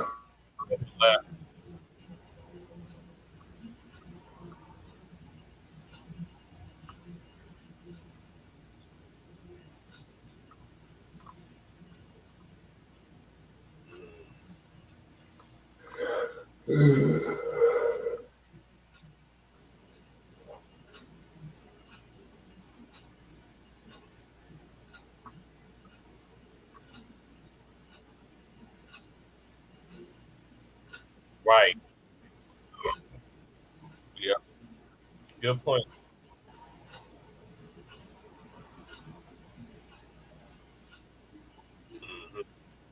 Okay, what's that? The chat room.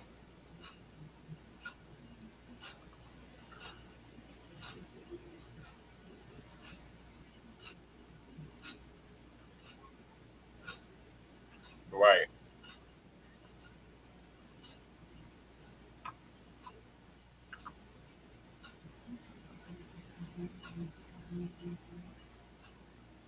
Hey.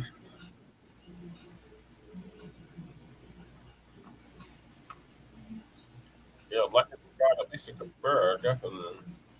So, what are your thoughts on the Georgia politician being removed for being sloppy drunk? Okay, well, what I'm saying is that what they need to do is they need to give her some time off, but don't fire her from her job, particularly if this is the first time she did this, and give her some time to, get herself together because she might be going something deeply personal. And how long was she on the job? And is this the first time that she has exhibited this behavior? See, I mean, just don't kick the woman to the curb yet. Is what I'm saying. Okay, so she's not justified in her actions, but don't fire her. Right, yeah, just give her some time off to let her get herself together because, she might be going through something very, very personal.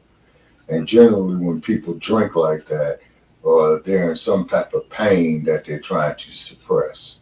Right, she mixed what? 40 proof Hennessy, Yeah. beer, and some wine. Oh, hell, that's a disaster for your gut, man. That's a straight gut disaster right there. And I can imagine the hangover that she had when she woke up. Lord. Oh, yeah. She was definitely good and fucked up. Yeah. Oh, yeah. Now, I see the moment of truth up here. That sounds like the professor's about to come on. Yes, sir. All right. Let's hear what the professor's talking about. So he's going to give us a breakdown on the hate crimes. All right. From these neo-Nazis. Well, my suggestion is get to the pistol range, Black family, clean your weapons, lock and load, make sure they're registered, skill yourself in some hand-to-hand combat. And as the minister has stated, by any means necessary, because you have a right to live, you have a right to exist, and you have a right to survive. Yeah. No doubt. All right, let's let it go. Shout out to the professor. If you haven't liked and subscribed to Professor Black Truth, what are you doing? And what are you doing if you haven't subscribed to Frontline Black News? What are y'all doing? All right, so I'm gonna let the video play. Okay.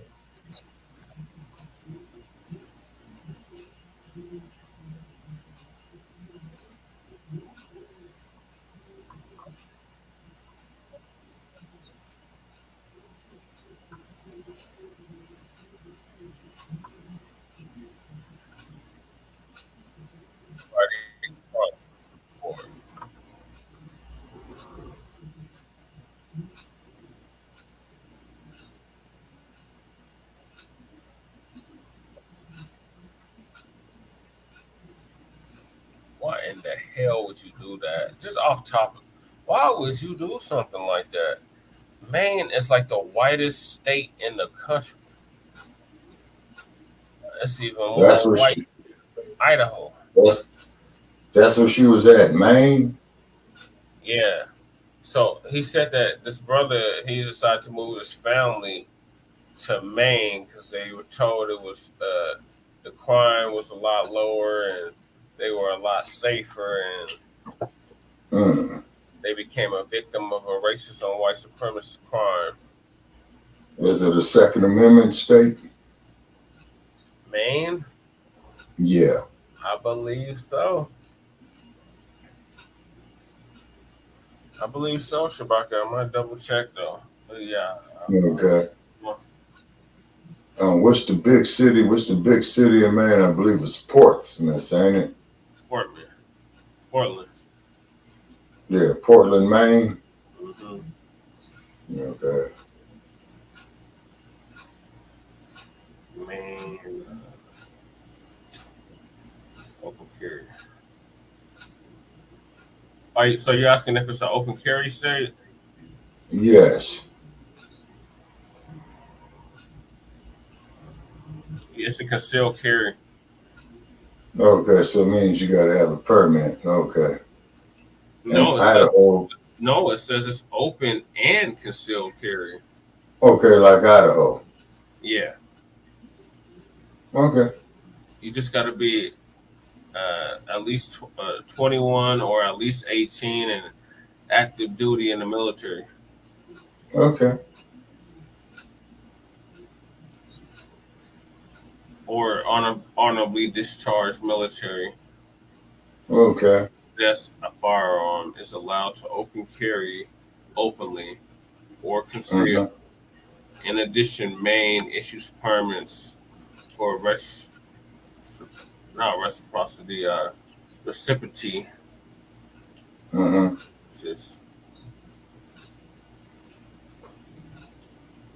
Yeah, so it's an open carry definitely and concealed carry. Okay. Yeah, like Idaho. Yep. Okay. And this is Biddeford.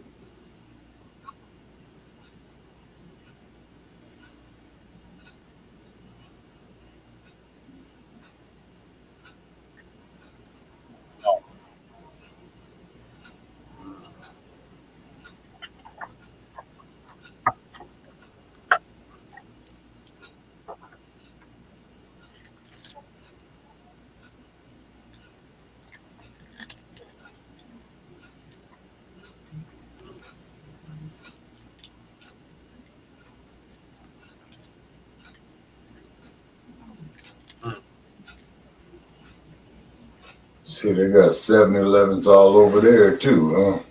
Yep.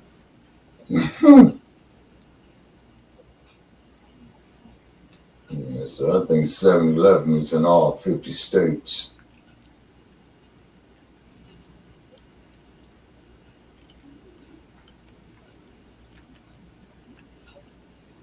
Yes. Leo walked up behind the black man and hit him, breaking his jaw. Damn. Yeah.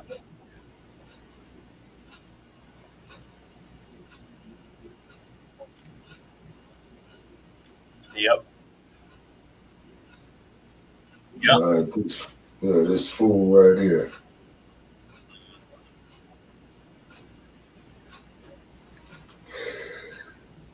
Oh shit, that's Mr. Sandman. Yeah, Sandman trying to work with him.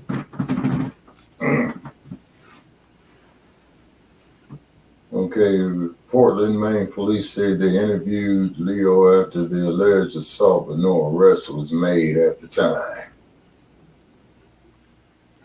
Yeah.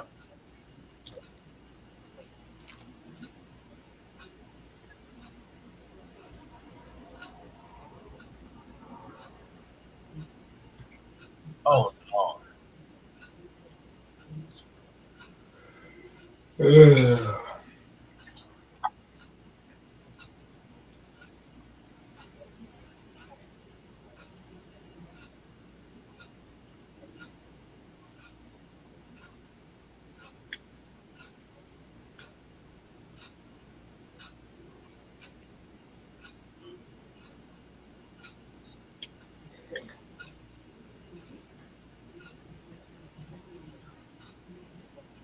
So one of the two suspects was granted bail, so somebody made bail for him, and he jumped bail, right? Yeah, and these are beyond suspected white supremacists. They have white supremacist tattoos. They got tattoos of swastikas, SS, lightning bolts. Wow. They got the dummy. He was supposed to get 14, and he ended up getting 13. Mm-hmm. Dummy, how you gonna Hell Hitler, but you're gonna get 13 instead of a 14, because 14 is supposed to represent Hell Hitler, because 14 is the H is the 14th letter of the alphabet, so that's what they signify it with. Right, because I thought off the research I did, their logo was it was a dagger with a lightning bolt going through it. Yep. Those any lightning bolts. You see lightning bolts, you see 8-8, you see 14. These swastikas, those are white supremacists. Neo-Nazis. Okay, so we got to be on guard with them because they will use their guns. You get in a conflict with them, you beat his ass. And then look what the vodka bottle said. We must secure a existence for our people and future of white children. My God. So we need something equivalent of that instead of white children, it's black children. Right. Well, as I said, Brother Che, to the young men and women in their mid-teens, get in shape and stay in shape. Yep. Stay ready so you don't have to get ready. Exactly. That's exactly what I was just about to say. Thank you, Shapiro. So because giving us the rundown on these. They're not even suspected white supremacists at this point. They are white supremacists. No. These are factual white supremacists. These are white extremists. Yeah, exactly. That's what I said. That's what I meant by factual. I mean, no guesswork involved.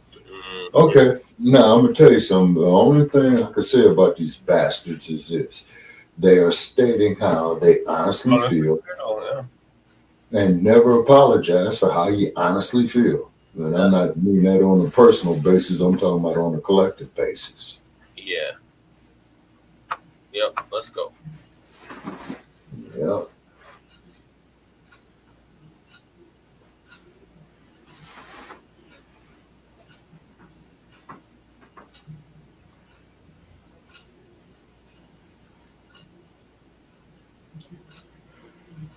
Yeah. Okay.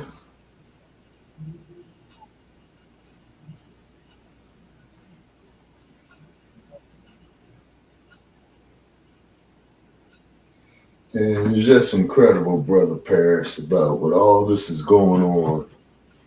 And you got these ass scratchers like that fool down there, man, in North Carolina, Tim Scott, and all of that, right?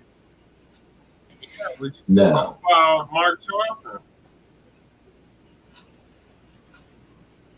Okay, so what now about Mark Johnson? He's the lieutenant governor of North Carolina.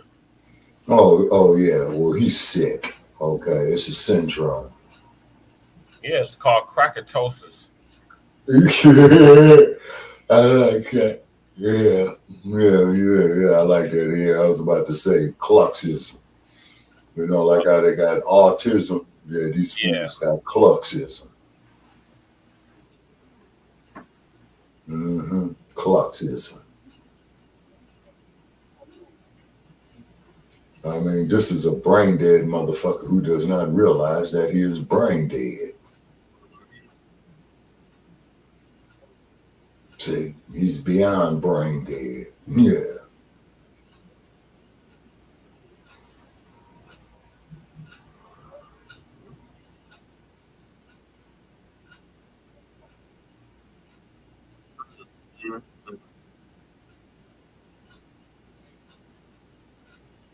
No,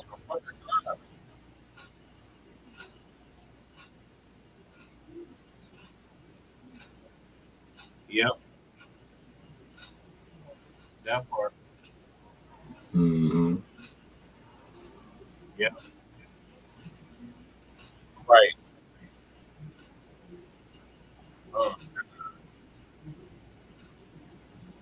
Yeah.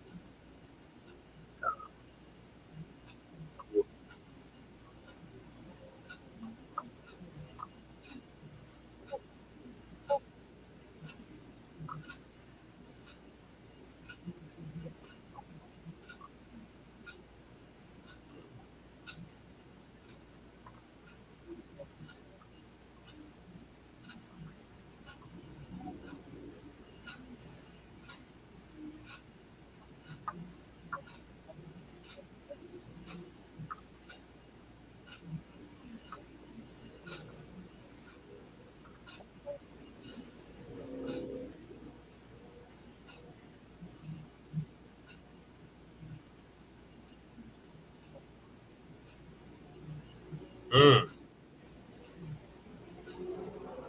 what's happening? What Professor Black Truth is saying. Okay, we can't hear the professor. Oh my God, no, you can't hear it. Oh man, you can't hear it at all. No, sir. All I hear is you. Oh, you can't hear anything, but you can hear me. Yes, sir. God damn it.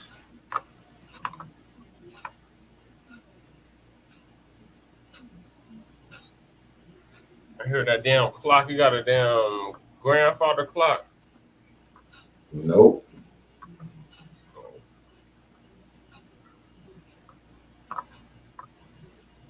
Okay.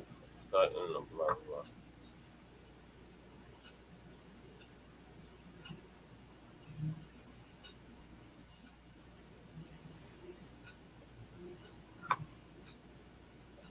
You can't hear it still? No, sir. Oh, you know, yeah. Oh, shit. I'm going to have to go out and come back in. All right. I'll hold.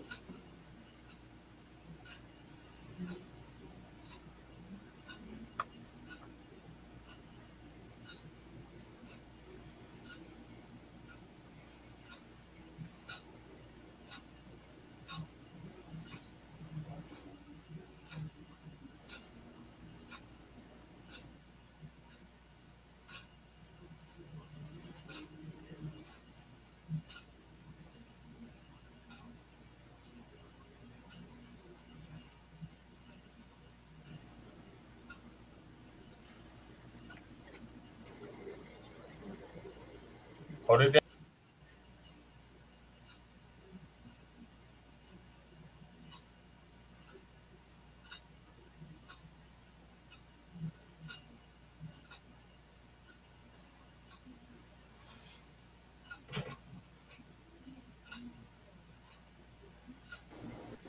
Okay, I'm Black. Doctor, is you not out? No, Oh, okay. All right, you can hear me. Mm-hmm. Let's try this again. Yeah, but I can't hear the professor. All right, can you hear me? Wanted the penalty to recognize the difference between the uncle. Yeah, I hear him. They both committed the same crime. What was the difference? Well, the difference was the uncle wasn't the one who actually broke Mr. McCollum's jaw. That's the difference. But the topper was when the U.S. attorney said, we must acknowledge the damage that this inflicted to individuals, their families, and their community. Now, here he is bending over backwards to help a violent, racist, neo-Nazi punk avoid punishment. And he had the nerve to say that cutting this criminal a break on his prison time was acknowledging the damage done to the victims. No, this was doing more damage. And this is exactly what another U.S. attorney, Kristen Clark, did when her office boldly defied the family of Ahmaud Arbery and tried to cut his murderers a sweetheart plea deal, conspiring to send those demonic criminals to a cushy federal country club instead of the state hellhole in Georgia they deserved, and claiming that would bring the family of Ahmaud Arbery peace. This while his family was standing right in front of them in court protesting the plea deal. When you see them using the same phrases under specific circumstances, that's how you know these aren't coincidences. This is government policy. And just to prove it, the federal judge chimed right in during the sentencing phase, making a show of her contempt for the victims. She expressed nothing but sympathy for Dusty Leo. She said that he had been brainwashed by his uncle and that he was drunk at the time. I mean, she was doing nothing but just making excuses for him. This is the judge here. She actually praised him in open court for allegedly taking responsibility for his crimes. Never mind that part of a plea deal requires the defendant to confess to the crime. And when you consider that he went from looking at 10 years to only 36 months, that's the real reason that he took responsibility, because he knew that if his case actually went before a jury, he would be looking at 10 years guaranteed, which was exactly what happened to his uncle. Diggins decided to go to trial, and he was convicted on 2 counts of committing hate crimes and 1 count of conspiracy. The judge sentenced him to 10 years, but he'll most likely be out well before that. During Diggins' trial, it was revealed that he was recorded on audio during a prison phone call with his wife. It was during this call that Diggins bragged that a lot of people in Maine were also fellow white supremacists and agreed with him. The inference being that there were plenty of people in Maine who were sympathetic to his white supremacist leanings and wouldn't convict him in court. During this phone call, Diggins specifically cited then Governor of Maine Paul LePage's racist remarks about black drug dealers coming from Connecticut and New York, getting the white girls impregnated and throwing drugs all over the place. He cited that as being his proof that he wasn't alone. There were plenty of people in Maine who agreed with him. They were as racist as he was. This proves what black people have been saying all along. There is a direct connection between the racist hate speech spouted by these politicians and the hate crimes that follow. And that's what the Paul LePages and these other reprobates know. They know that when they get on television or radio and print and they start making their racist remarks about black people, that is meant to go ahead and galvanize these white supremacists, people who have genetic immunity from law, so that they can go ahead and indulge this immunity from the injustice system, because that's what it's meant to do. They already know that the police aren't going to touch them. The police won't arrest them. The prosecutors will give them low-ball misdemeanor charges, and the judges will give them a slap on the wrist and say, good luck. The Paul LePages tell these racist lies specifically for the purpose of encouraging and emboldening these white supremacists to commit anti-black violence. And these white supremacists like this Diggins creep know it.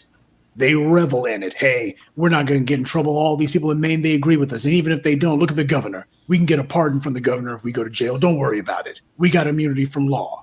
Now, while he was wrong about the number of people in Maine who would protect him, he was certainly right that there were a lot of people who shared his sick mentality and would try to protect him, like the judge in this case, Nancy Torrenson. She might as well have declared herself counsel for the defense because that's what she was. Let this case stand as yet another reminder when you have trash like former Governor LePage talking about black men from New York and Connecticut committing all the crimes in Maine. It's incidents like this that remind you of the truth. But the judge was trying to rehabilitate his image in open court. This is the guy who actually broke Mr. McCollum's jaw. It wasn't his uncle, it was him. And this is how the judge was talking about him, like he was the victim. This guy knew exactly what he was doing. And just to add insult to injury, the judge had the nerve to wish him luck at the end. Yeah, wish him luck on his next hate crime. Now, there's something else that also needs to be mentioned about these two degenerates. Both of them had actually attacked another black person, actually a group of black people that very night. And according to reports, they attacked a black man, and they also broke the jaw of that black man as well. Now, we all know what's going on here. You got these little prison reprobates. They learn some of these little dirty maneuvers, like if you punch somebody on the hinge of the jaw, where the jawbone meets the base of the skull, then that's most likely to cause some sort of fracture or breakage, because that's the weakest point.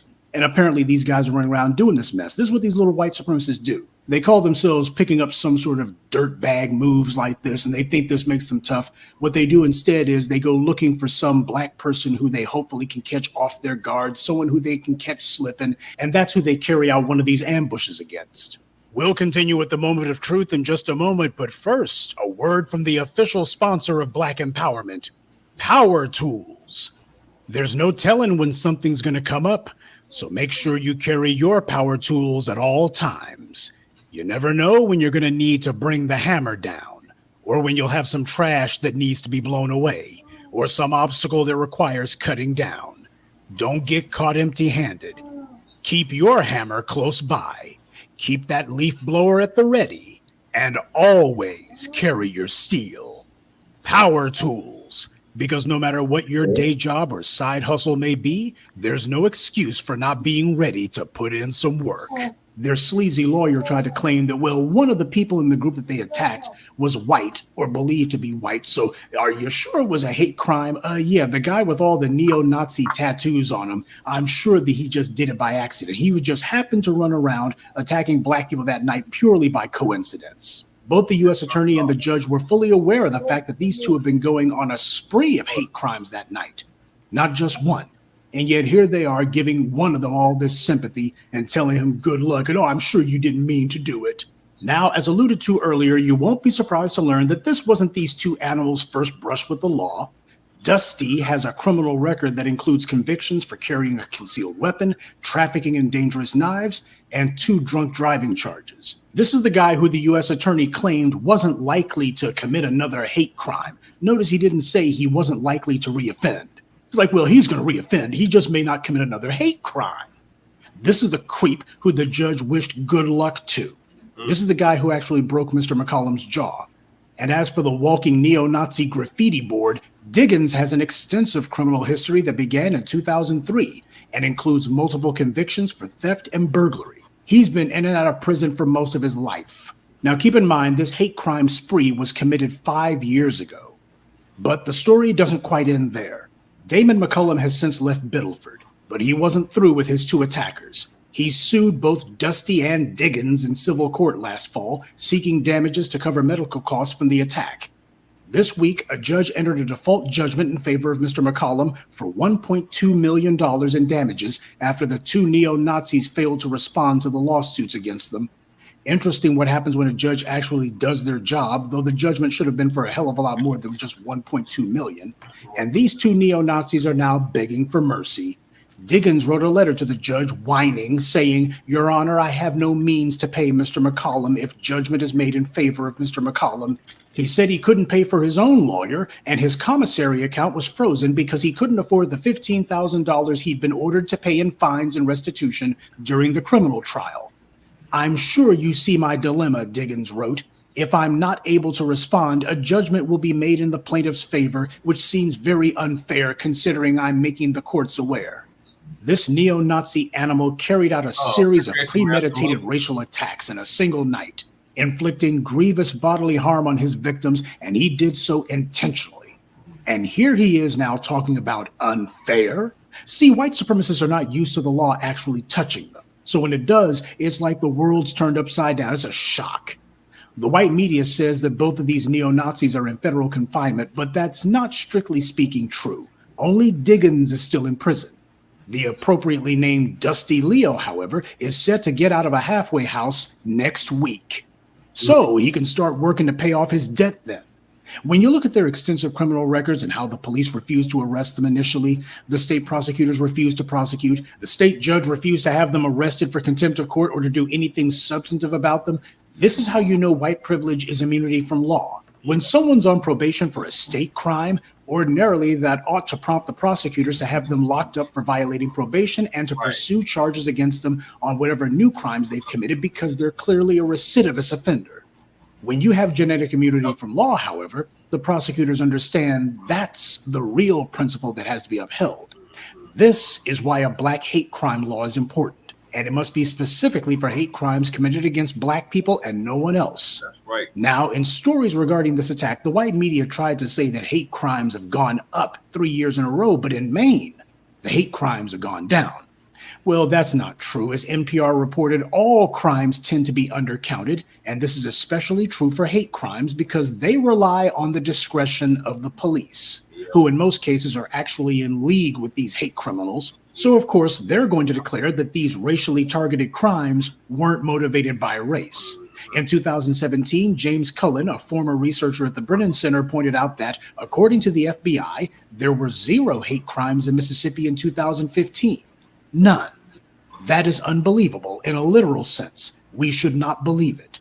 So when Diggins was bragging that there were a lot of people in Maine who agreed with him, he was right. From the police to the prosecutors to the judges to the white media, they would all lie for him, all ignore the law, and even break the law to protect him. Shoehorning everyone into the conversation when it comes to hate crimes is meant to dilute the issue and to say that black people aren't being especially targeted. It's the equivalent of saying all lives matter. When talking about anti-Semitism, they never bring anyone else into the conversation. I documented for you how hate crimes against Asians had a steep drop in the last couple of years, not that they had been high to begin with, and that anti-black hate crimes were surging and have always been the highest in the country. And yet the government was going into hysterics about making sure that an Asian hate crime bill got passed. Meanwhile, the main victims of hate crime in America were systematically ignored. This is deliberate, intentional policy. There's nothing anyone could say about the few incidents involving Asian victims of hate crimes that you could not say tenfold about the black community. Yet there's no outcry, no furor, not even from the so-called congressional black political leadership. The CBC is a whorehouse. It will be up to us to bring the pressure necessary to get the kinds of policies we need. Though in the meantime, understand the realities of the world we live in. 99% of the time, these white supremacists will be too scared to try anything. But when they think that there's more of them than there are of you, when they think that they're armed and you're not, Then they'll all of a sudden get their little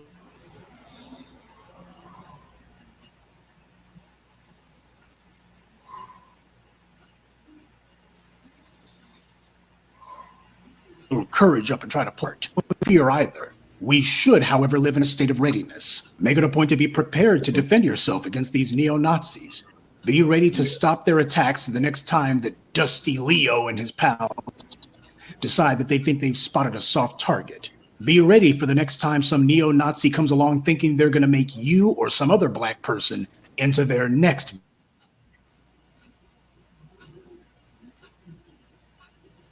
victim. Your eyes open and stay on alert, because there's a lot worse criminals out there than the ones the white corporate media chooses to show you. Good day, and be one. I'd like to take a moment to mention some of our contributors.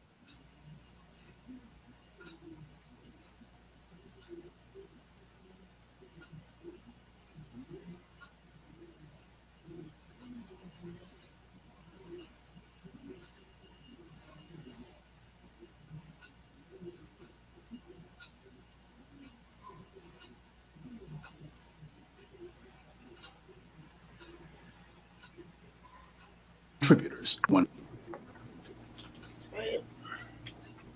And that we're going to continue to do what we... All right, Shabaka. Yeah, I'm still here.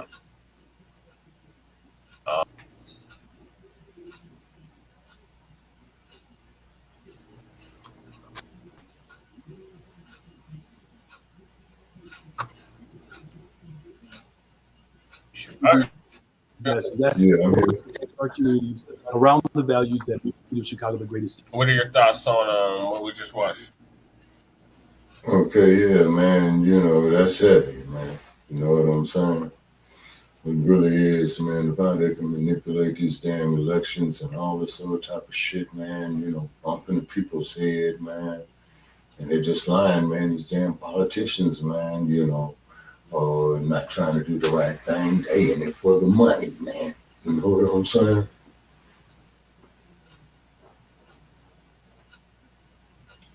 Brother Che.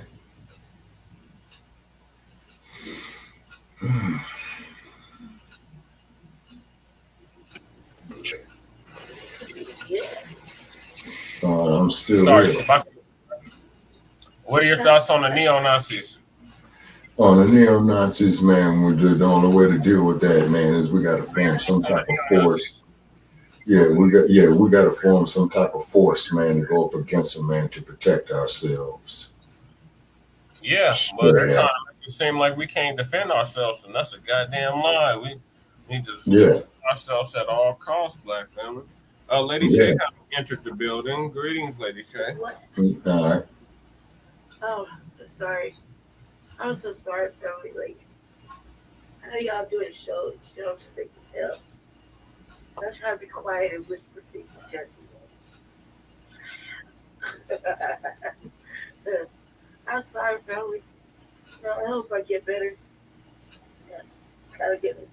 It's a slow thing, but I'm in a lot of pain. Like, it feels like somebody played basketball in the back of my head, you know? Oh my God, that's not good. I wake up and it feels like anybody ever been a little kid play basketball? Somebody hit you in the head with basketball, you know what I mean? Like once, you know? Just imagine if somebody hits you like 3 times, that's what it feels like in a night. It's really bad, like I got my sunglasses on, the darkest pair I got in my room. I just want to lay down and get used to my machines, but because I wake up, my head just pounding. It's uncomfortable now. It's because I'm sleeping, but I'm drinking shine. I feel a little better. Yeah. It's dumb. That's dumb, huh? Man, I'm Shabaka. trying to whisper to Jesse. Yeah. Oh, okay. Can you hear Lady Che? Yeah, I hear in the background. Yeah, I'm trying to be really quiet. Jesse had to announce me, and I was like, So how are you feeling? I feel like shit. Like,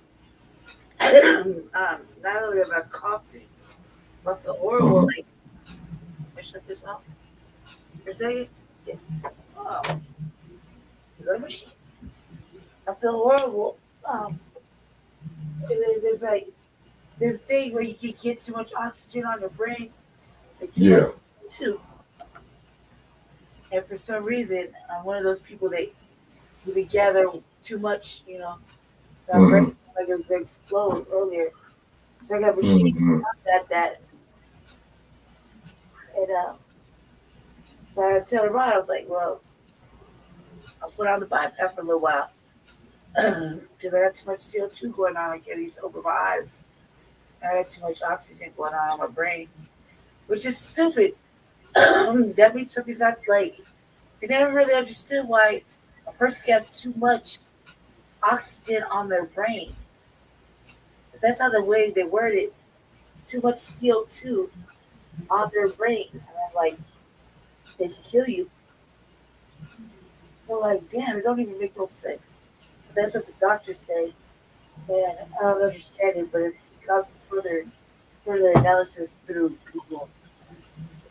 And the doctors want to act like there's nothing wrong, but there is something wrong when they hand you like books to read, like actual books, more than 2 pages. They're like active heart failure. They just walk off.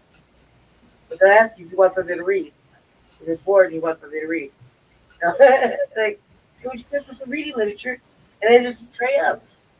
But that's their way of saying we don't want to talk to you about it. You got questions, black lady. So instead, it's some reading material. And that's how that go down.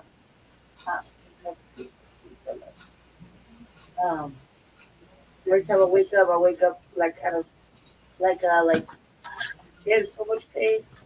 Go to the restroom real fast. Then come back out. Give them some time to think about it. Yeah, go to the restroom fast. Then I'll grab something to eat. Jesse bought me a shot here, like a double shooter. Here, Jesse. And I took like a little switch to that, and I felt like it just went away. That pain just went away. Yeah. The headache went away, which sounds really dumb. And it sounds like somebody is an alcoholic. And I swear to God, I put it up there, baby. I swear to God, this motherfucker is not alcoholic. I do like to drink, but damn. I didn't even take a whole shot. I just wanted a little taste, you know what I mean? I know it sounds like an old wino thing right there. Now, let me just get a little taste. Just a little taste is a little liquor right in here. But if you know me, you know I don't drink like that. You might have seen me killing some liquor on the show or something, but at least once in a while, or I'm going through some things. Just was like, which bought you a 211 and a double shooter. Again, I'm not a wino.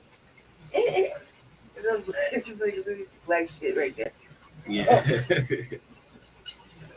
At least she wasn't off of 50. What was it? What was it, Shabaka? She was KD.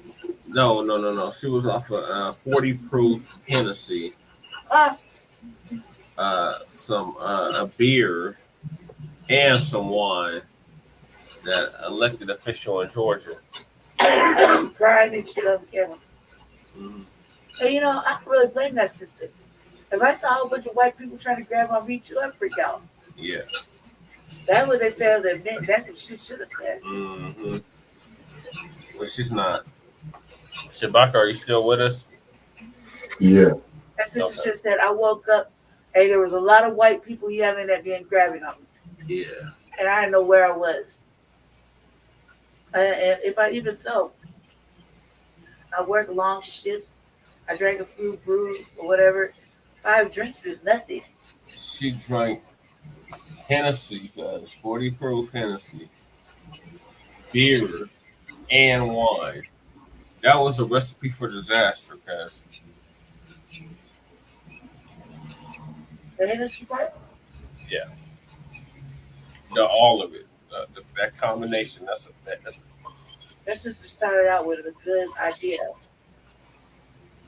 And it ended up doing the worst shit. You got caught crying on camera. Yeah. You got caught crying on camera and you got caught laying on the ground. Because you were so fucked up. And she's dressed.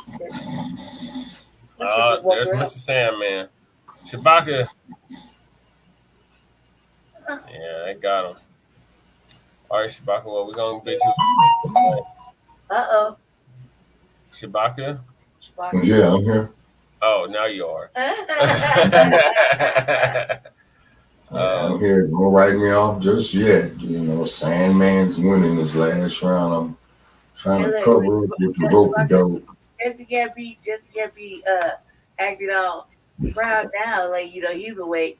Because yesterday, I had to wake his ass up. Yeah.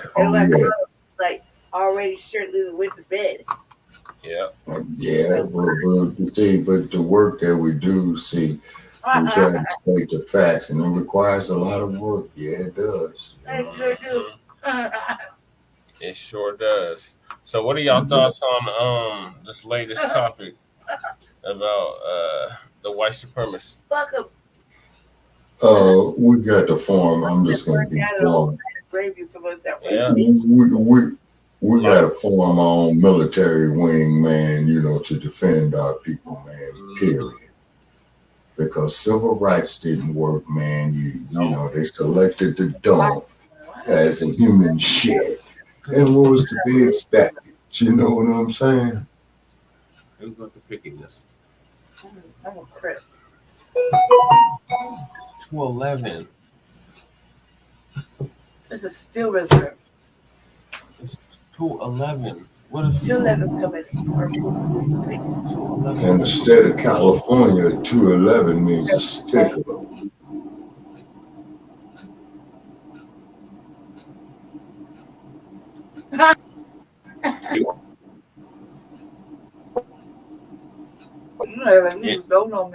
It means that too, Shabaka, but it also means that.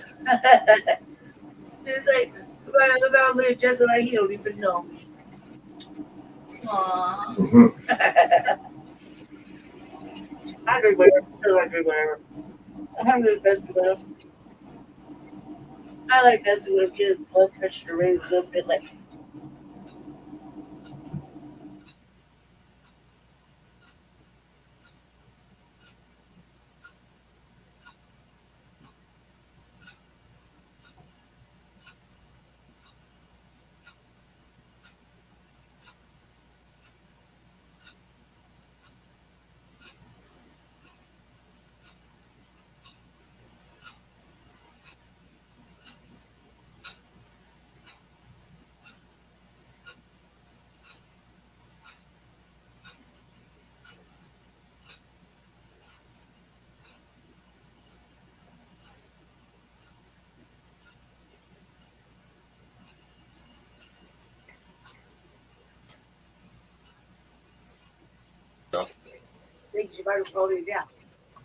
I'm right here.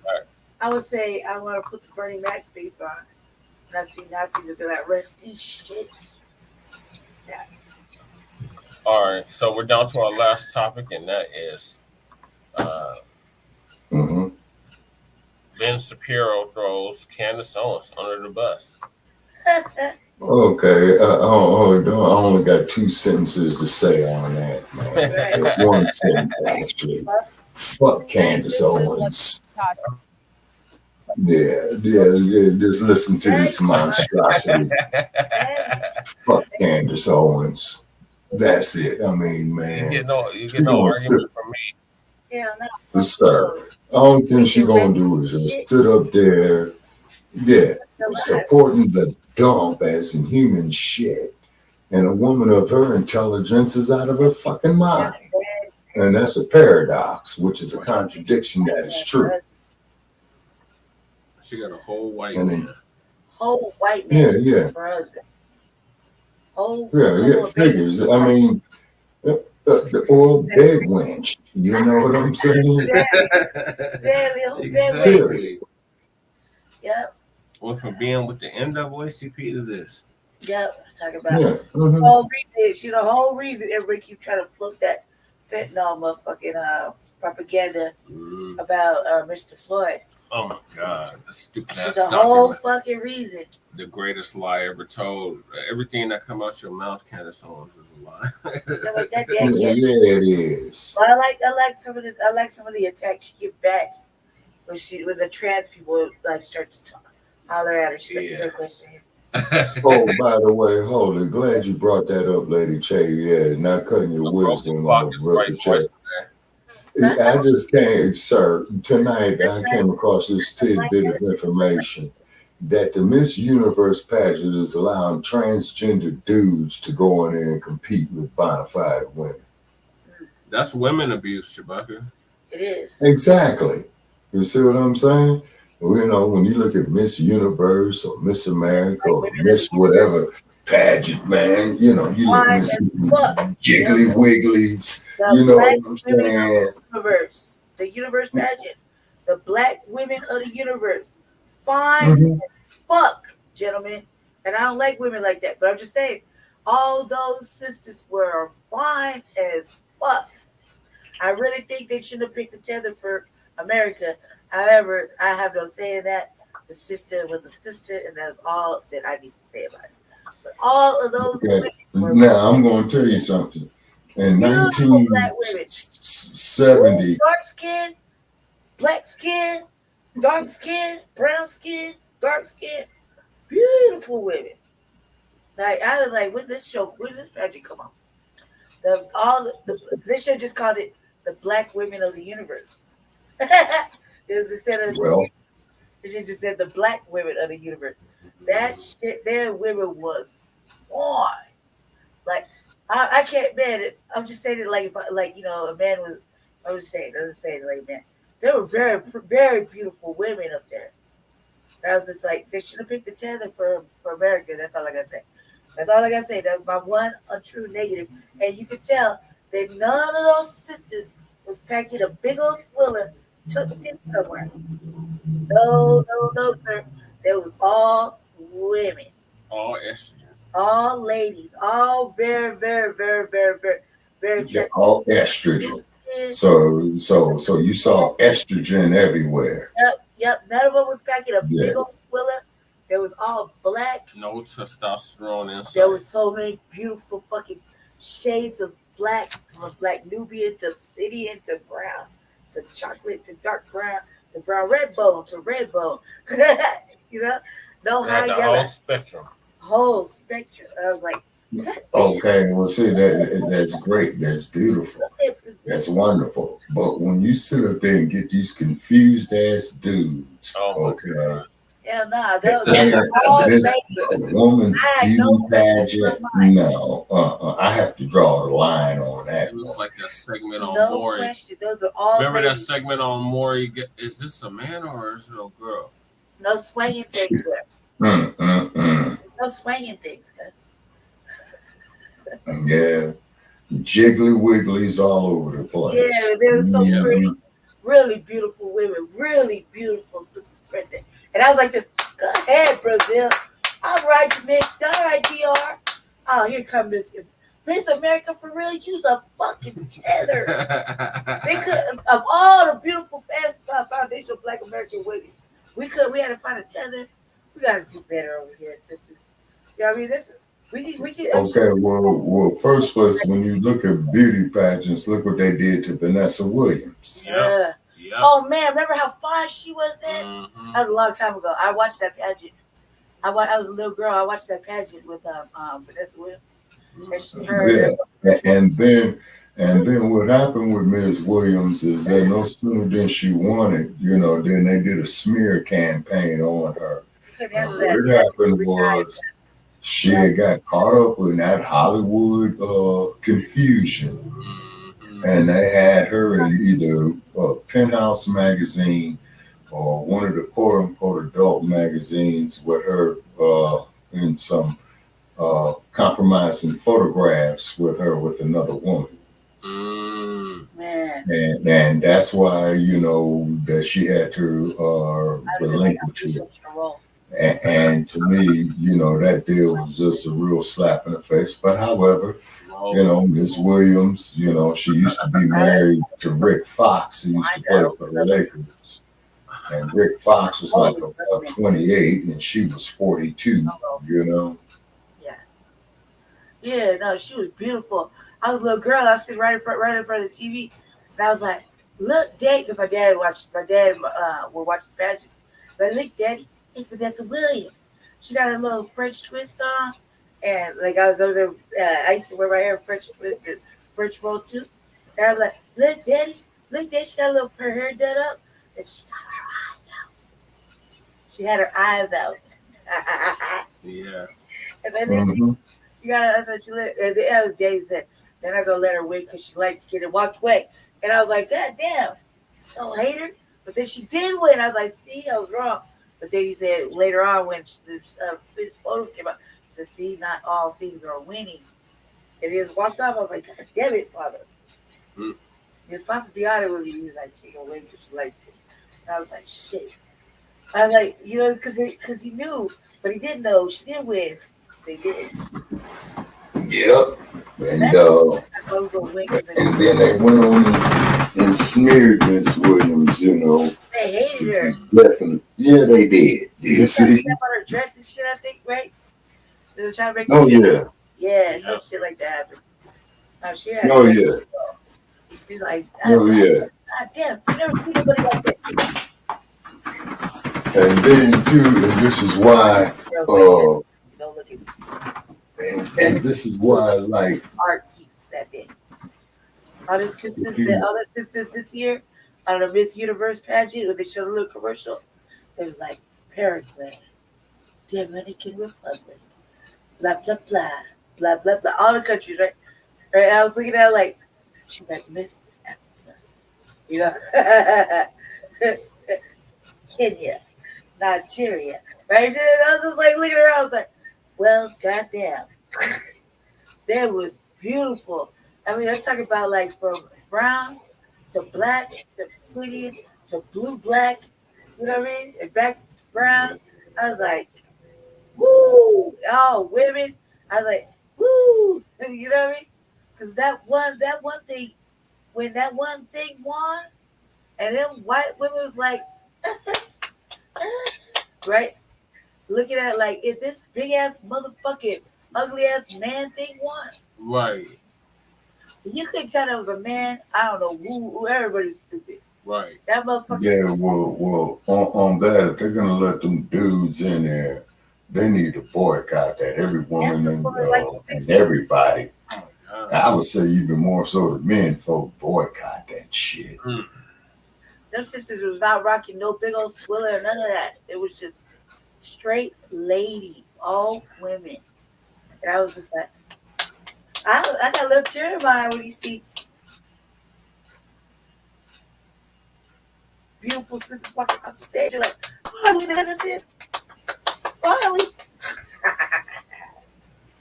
Yeah, so I'm moving us along, y'all. We got one more topic, and that is Ben Shapiro and Candace. Fuck them. Yeah, I already said what I had to say about Candace Owens. Bed wench. Well, this time. Coonhead. No, they're not usually beefing. It's Trump supporter. And I mean, ask yourself this: how is Candace Owens going to support the dump as in human shit? And I want to make that perfectly clear. When they took Omarosa and they physically threw her out of the White House. Yeah. They threw Omarosa out and locked the doors. Yeah. And changed the lives. Yeah, that was about her second year when Trump was in office in his second year. Yeah, well, they took Omarosa and I think she was the communications secretary or something along that line. And they was having a little meeting and she disagreed and they physically grabbed that woman and threw her out the White House. God damn. Security. Yeah. Oh, yeah. You remember the movie with Chris Rock where he was running for president? Security. Yeah. That's how they be doing. Yeah. Yeah. When Lynn Whitfield was in there. Yep. Yeah, and then he threw out Lynn Whitfield, you know. Yeah, you talking about head of state, yep. Yeah. That shit was funny as hell. And then when he got up there and told dude who was running for the president in a debate, he told him, man, you guys is full of shit. We listened to you fools for the last 8 years. Yep. Oh, yeah. Yeah, so he told him, right, you know, and this is why I always want to make it perfectly clear when I refer to the dump as in human shit. And I want to make that perfectly clear. Oh, yeah. Our way. Yeah. Yeah, and just like the transvestite of Florida who wears women's underwear, We still got the our panties. Yeah, we still got the bet We going. still got the bet going. So if you're feeling real transsexual, go ahead and tap in and throw some bread at us. We do have our bet going, and we do have at least one actual female on the team right here. So go ahead and Right. I will school you all day. Actually, I will question you and question you and question you. And you better get your motherfucking answers right then. I really feel like questioning you. Pull your pants down. Oh my God. Pull your pants. No, I wouldn't want to see You that, lied to me. I wanted to be Lady sure. Che. I mean, as we said, you know, they got to prove they bona fide menstrual cycle from themselves. Yeah. Yeah, I want to. And you know, I know, and they know it is impossible. And this is why no one has taken up this bet. Yeah, they know them Cabbage Patch Kids don't The want bet's none of been this. going on for what? 3-4 years? 3-4 years now. And then I added to the bet. I added some bread on the bet too. The last time I was mad, I forgot why I did it, but I was mad. Remember, I was mad. I was like, "Fuck that! You gonna add an extra rack?" Yeah, that's Lady Che. I think you did press the bet. Yeah, I think you did bump it up. Yeah. Yeah, I said, "Fuck it." I added another 100 to your 100. That's 200. I mean, they bring that's 2 racks. They go, "Oh, us." Yeah. Yeah, exactly. And so far, we have not had nobody take us up on that wager. I wonder why. Not even come up, even just try to test our gangster on it. Yeah, I wonder why. And then, because that there would be like telling us right now that the sun is shining right now. Where I gotta play the video, y'all. I gotta play the video. We're gonna be here for the rest of the night. Rubbing on his chest while he eating pears and shit. Okay, and it's 12:30 here where I'm at, so it's 1:30 really when well you guys are at. Yeah, it's down there 1:30 here. Yeah. Yeah. Yeah, boy. Same man trying to talk to me. We can definitely go to sleep after this. Okay, let's hear it.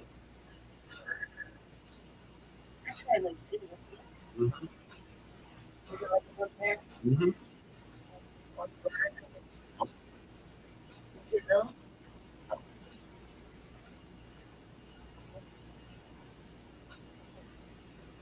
Hell yeah.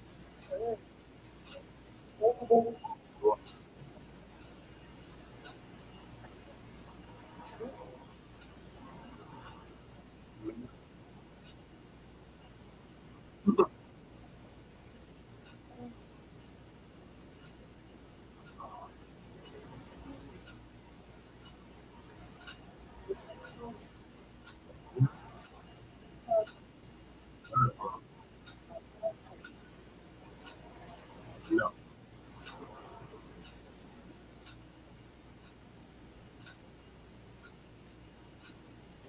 Hello, what's going on? Can't hear us? Yeah, I can hear you now.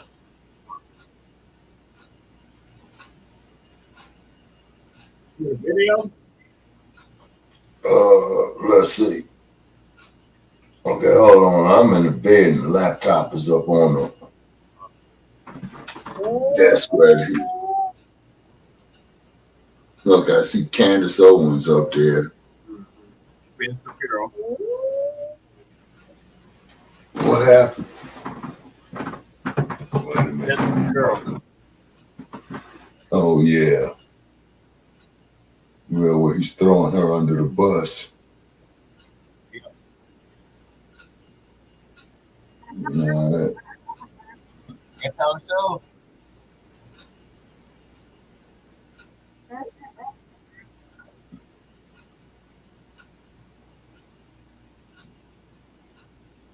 okay.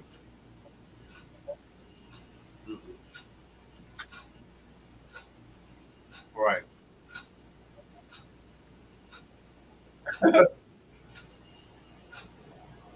Okay, he's throwing her under the bus. Okay. All right, what's he talking about? Because I don't see him saying anything. We're having technical issues.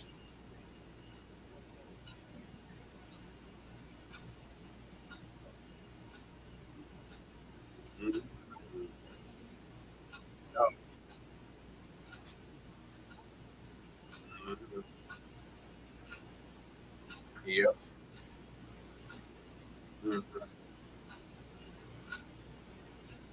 Yep. Okay.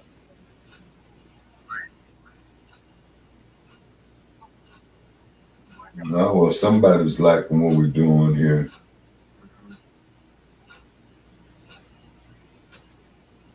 Okay, we've got a brother here who's liking what we're talking about. He went to Crenshaw High out of Los Angeles. Oh, he's out of South Central. All right, well, we got South Central in the house. Okay. Oh, shit. I don't even see the comments, but okay, that's what's up.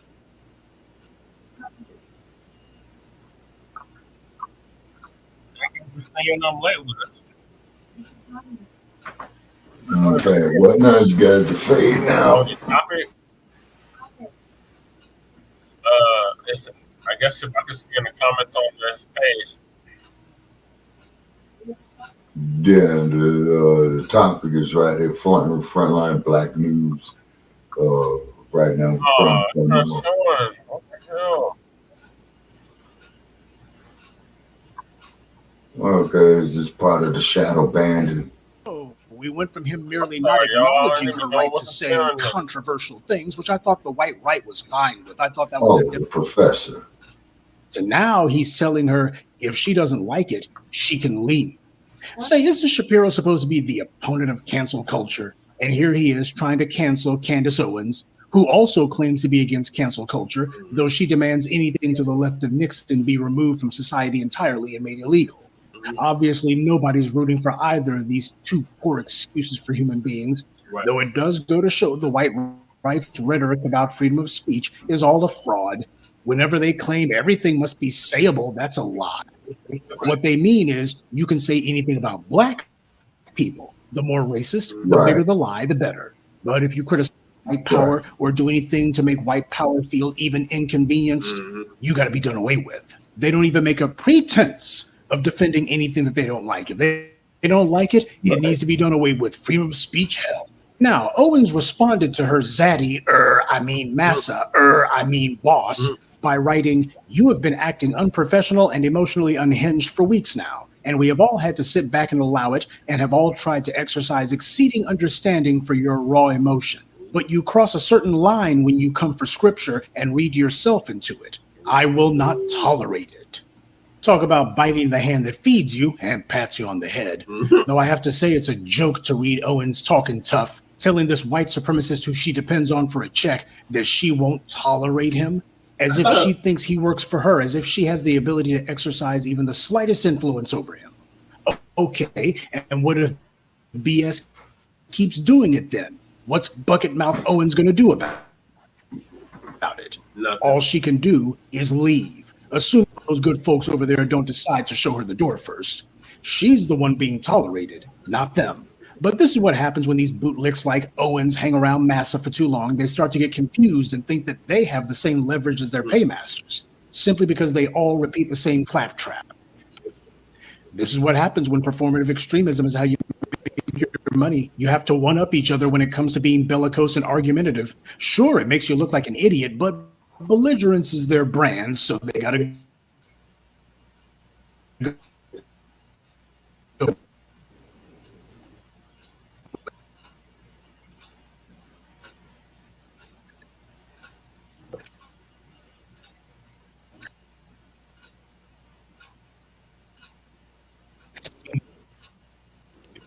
Like in Michael Jackson, each other, or pistols at sunrise. Let them fight out.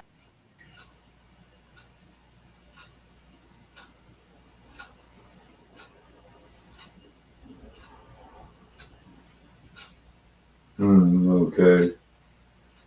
All right, everything here. This one's solid on this end right here. This one's silent.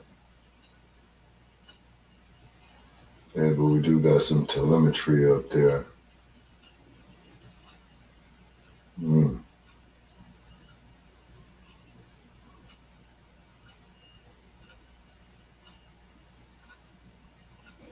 Chewbacca is just a clock ticking. Yep.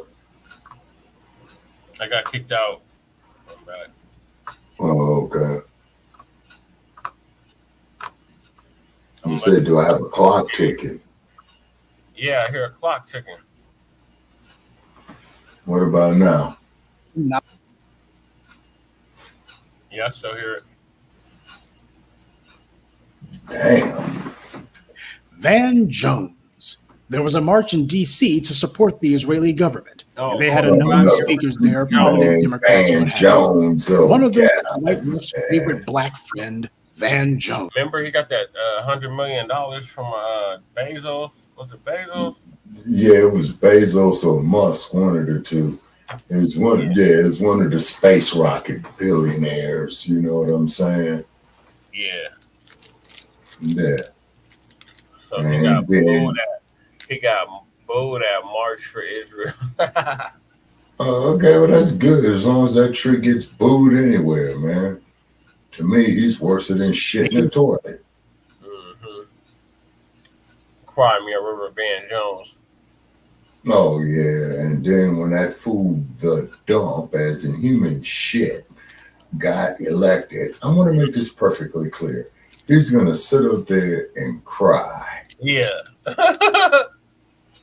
Man, if any damn thing, that was the time to sit up there to be militant, man. Not sitting up there crying. Right. I'm talking about, man, if a dude 22 years old to 24 years old got up there and spoke the truth and sacrificed his prime years of his career, okay, and did not cry, you see what I mean? That's what I'm saying, man. I mean, what's up with these niggas these days, man? They're feminized. Yeah, and then like you said, there's a new movie called Coon starring a majority of these motherfuckers, man. Yeah. I mean, Van Jones sitting up there crying out on the dump, and Martin Luther King and civil rights and all that, man. Stand up and be a damn man, shit. But he got the tag though, Chewbacca. He got $100 million. Yeah, and you ain't seen him since, No, he's been making his rounds. He was on Earn Your Leisure. Okay. Well, Van Jones here at Frontline Black News, sir. We could use $100,000. You gonna help us? We already know the answer. I'm just being sarcastic. Of course he's not. Right. We go against everything he stands for. Absolutely. Just like he goes against everything we stand for. Yep. Cooning, ass scratching, yassa bossing, being a homie kind of nigga. You know what I mean? They got him $10 million though. Yeah, but there's an old saying, Brother Che, and all of us have played dominoes. It ain't good money. Yeah, all of us have played dominoes. All money ain't good money. Yeah. Yeah, we all are familiar with flat dice, you know. Right. What the hell they give him? Oh my God, what the hell they give him $100 million from? So I'm gonna let it continue. It's about 8 more minutes left. All right. He's already blown through all that money that he got from Jeff Bezos because what he was doing felt like some sort of appeal for a show on CNN or for somebody to give him a job with how over the top he was being with his remarks. At one point in his speech, his train of thought derailed because he said, "Let's take a stand against Muslims." He actually said that, by the way. Hey, Van Jones, you're not supposed to say the quiet part out loud. He then went on to say that the Jewish community stood arm in arm with, I suppose, black people during the civil rights movement. Never mind that Jewish Americans also greatly benefited from the civil rights movement in the form of laws banning religious discrimination. Yep. And also Jewish activists like Goodman and Schwerner, who died in Mississippi, they never claimed to be representatives of the Jewish faith. They did their activism as an act of personal principle on their part. And as I've stated numerous times before, you had black men like Walter White and Ralph Bunche who were key to helping Israel get officially recognized as a state by the UN and to negotiate a peace agreement when the Arabs had Israel surrounded and on the verge of defeat. This is something you never hear from Ben Shapiro. You never hear this from Rabbi Shmuley or Alan Dershowitz or Benjamin Netanyahu or any of these other zealots who claim that they care about Israel so much. They can't even be honest about Israel's origins. Someone should be acknowledging the black community's efforts for that, but it won't be Van Jones, and nobody else at that rally did either. To tell history as if Jews were just sticking up for black people gives the false impression that black people were just sitting back, mere beneficiaries of help, when in reality, black people gave more than we received. But I'm sure that Van Jones was embarrassed when he said that there needs to be a ceasefire, and that tolerant, peaceful crowd began to boo him loudly. Rather than admonish them for braying for blood, he instead just continued as if nothing had happened. Van Jones wants the hostilities to stop, but a lot of people in that crowd just wanted for him to stop talking. So it doesn't matter if it's on the white right or the white left. When these bootlick Negroes go talking out of turn, saying something Massa don't like, Massa slaps them down quick and makes it a point to be rude about it, to let them know that they can stop pretending to be their friend at the drop of a hat. When you choose to be a bootlick, even a well-paid one, it's understood that the job description calls for you taking abuse with a smile. Candace Owens is talking back, I guess because she dressed down Stephen Chowderhead and none of the white men she works for criticized her for it. She thinks that she can do the same thing to them too, and they're letting her know she can't. Likewise, Van Jones thinks that little old check he got from Jeff Bezos means that he's an honorary member of the white elite, and that he can give even mild resistance or a token exception to the prevailing opinion, and it won't be a big deal. And he found out that's not true either. Not that this will make any difference with either one of them. When you've been kissing behinds for as long as they have, you're not really qualified or equipped to do anything else. Now, Van Jones made it a point to go to a rally in D.C. to support a foreign country. But when foundational black Americans had a march for reparations in D.C., he didn't show up for that. He didn't give a peep of support, didn't say a word about it. Nothing. He hasn't done anything for reparations or any other issue of real significance to the black community. He does these politically correct, approved of gestures that his white paymasters tell him to do. The same people who gave him a White House job and then took it away, and then gave him some token guest panelist gig on CNN, and then made him cry live on air, and then threw him some crumbs. Though you got to give Van Jones credit, even with a mouthful of butter biscuits, he still has room to put his foot in there too. Now, this is the reason white power gave him all that money. It's why they still keep him around. We have to make it a point to remember these bootlicks and how they consistently ignore our interest, and they represent everyone except for us. All the times black people have been attacked and slaughtered in this country without anyone being punished, without any sort of reparations. Van Jones didn't put that in his speech. He didn't say black people and Jews have something in common. We both know what it means to be terrorized by gun-wielding gangs of terrorists. Right. See, when people from other groups come to talk to us, they make sure to shoehorn in some comment or statement about what they want and what their interests are. They make themselves the center of attention. Bootlicks, on the other hand, don't dare say anything. And that's the real crime here.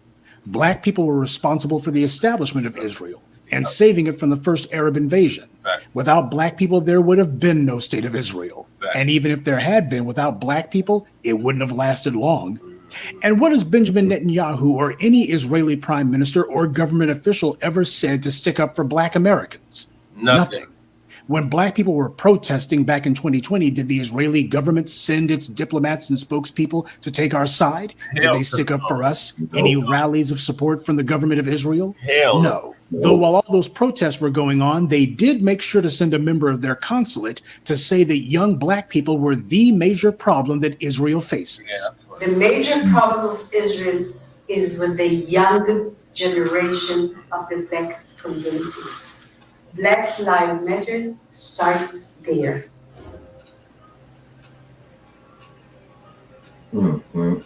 I had last week a dinner, sit-down dinner at my house with 40 people, which are considered the leadership of the black community.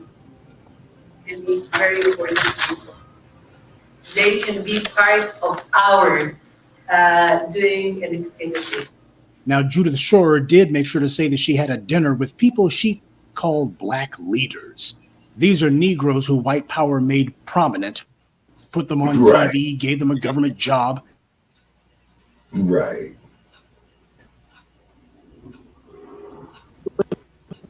No power, they have no influence. Problems they're having with young black people. See, they've been giving all this money to the Van Jones of the world, and he can't influence anyone because no black person takes him seriously. But why is a member of the Israeli government saying that young black people are the major problem for Israel? She didn't even say a major problem. When she said the problem that Israel faces, it wasn't young black Americans who attacked Israel. Black Americans have never attacked Israel. Black Americans are the only reason that Israel even exists. And yet this woman who owes her job and her country to black Americans claims that black Americans are the major problem for Israel, and nobody there stopped her, disagreed with her, or corrected her. This is why black people need to stay out of this latest war in Israel. Nobody over there is on our side, least of all the Israeli government. It's just another brawl to see which one of them will be calling the shots over there. Van Jones speaks for no one but himself, and given the reception that he received at that rally, he's barely doing that. Candace Owens might get the heave-ho after all this is over. The same way that Skip Bayless found an empty-headed Negro willing to sit across the table from him, there's a few unscrupulous Negroes who are drooling for the chance to get BS to hand them a couple of crumbs. Well, I'm sure I speak for the entire black grassroots when I say that just like Shapiro and the people at that rally, I don't respect Candace Owens or Van Jones, and none of us would mind at all if both of them just shut up. Good day, and be one. I'd like to take a moment to mention some of our contributors: Kenneth Dickerson, Joyce Blizzard, Morris Bodden, Wally Bilal, and Bobby Ross. Salute to them, and thank you to everyone for listening, liking, and sharing this message. Black empowerment only exists because of you. So former prosecutor Marilyn Mosby, the professor speaks, has been convicted of federal perjury. Now, it stems from a case where during the pandemic, she took money from her own 401k that they was allowing people to get money from their 401k, and she said she had a hardship at the time. But it said that she didn't have a reduction in pay during that time, and she used the money to purchase, a home in Florida. I think it's 2 homes, matter of fact, in Florida. And they also accused her of mortgage fraud because they say she lied on the application. Because I guess as part of the application, it's going to be a single family home, or you're going to use it for rent, or Airbnb, or whatever. And she put down it's supposed to be a single family home, but she turned around and was doing something else with her own property. So they charged her for that. Let's go ahead and roll that. I'm blessed. I have nothing else to say. Ms. Mosby, were you surprised by the verdict? That was the extent of the reaction from former City State's Attorney Marilyn Mosby, Shortly after, a jury found her guilty on all counts. 2 perjury charges that the jury deliberated for about 6 hours before deciding on. Any comment on the verdict? Mr. Wider, what are the next steps? Mosby's 2 federal public defenders had no comment for reporters, and her 3rd defense attorney, Lucius Outlaw, ran away from our camera when we tried to talk to him. Was it a surprise that it was about 6 hours of deliberations? There was no questions that we know of? The verdict of victory for the federal government. This comes nearly 2 years after Mosby was charged in a 4-count indictment. Mr. Zelensky, this was a big victory. Do you have any comment? Mr. Delaney? But prosecutors declined to speak with us on their way out of court, and a spokesperson for the U.S. Attorney's Office briefly explained why. We are not, no. We still have 2 counts pending. Can you give us any information about the next step, scheduling or anything? Conference. Do we know when that's going to be? No, she didn't schedule it. Now, I'm a firm believer of what can we learn here? Who did she cross? But what we can learn is, well, one way to not have them people, have your money in a 401k, you can start your own IRA, individual retirement account, or you can just put your money in a savings account and you have discipline to leave your money there. But some people just do an IRA, right? Because maybe you want access to your money for whatever the reason. But they said that her 401 was restricted, very, very restricted, and she still got money out of it anyway, right? So you look at how, all these cases that have been going here lately against these black, politicians. You look at Eric Adams right now. Feds ran up on him and seized his phones and iPad and all that. They gave it back to him, but, all kind of issues are starting to happen now that we see. But Marilyn Mosby gonna have to go to trial for the mortgage fraud because she got 2 counts of mortgage fraud. Boy. These people here. That's why I tell people, when you get to certain levels, you got to really, watch yourself. You really do, because you cross certain people, and them folks will come after you. That's why some people tell me, "Oh, Phil, you need to go into politics." Nope. Number one, I believe in too much righteousness, and they'll get me jammed up. I rather do some politics. If I do politics, I prefer to do that outside this country, in a black nation, in this place. This place here is way too much corruption. This news is funded by viewers like you. Please support our work at democracynow.org/give. This is Democracy Now!, democracynow.org. I'm Amy Goodman. We end today's show in Atlanta, Georgia, where people from around the country joined in a week of action to stop the massive $90 million police training complex known as Cop City.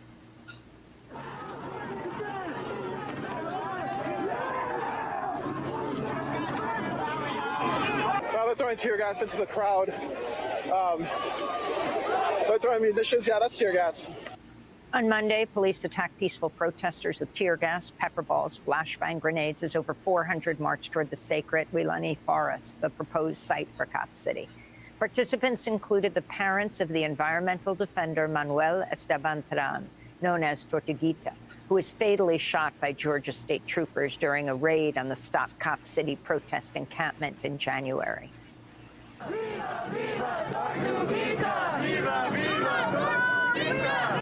This comes as activists have been organizing for a citywide referendum on the project, which officials have tied up in court. Meanwhile, 61 people facing RICO or racketeering and domestic terrorism charges appeared in court this month as the state tries to characterize them as militant anarchists. Al Jazeera's Fault Lines recently covered all of this in their report, Now You're a Terrorist, Atlanta's Cop City Crackdown. Sharif Abdel-Qaddous spoke to environmental activist Sarah Wasilewski, one of the dozens charged with domestic terrorism for protesting Cop City. She described the January morning when Georgia law enforcement officers violently raided their protest encampment when state troopers shot and killed Tortuguita. So I was sleeping in a hammock with my partner at the time. We woke up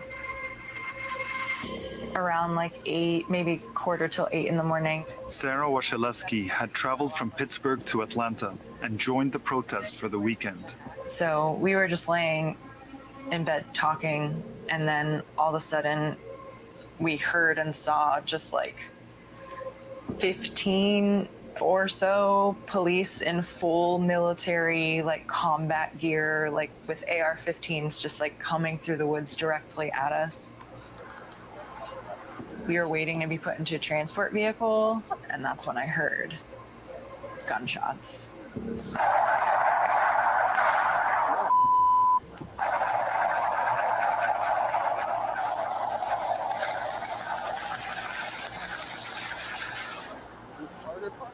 I screamed when I heard it, and the police officer that like had me also responded like, oh, like they knew something bad happened. While Sarah was being arrested, a team of officers killed Tortuguita in a barrage of gunfire. Shapiro Abdel-Qaddous also spoke to indigenous forest defender Victor Puertas in a video call inside ICE's Stewart Detention Center in Lumpkin, Georgia, where Puertas was held for over 7 months since his arrest. After being released on bond from DeKalb County Jail, Puertas was immediately taken into custody by ICE. After weeks of negotiations with the detention center, we were able to speak to Victor by video call. Hello. Hi, Victor. This is the first time he's spoken to the media since his arrest. It feels like you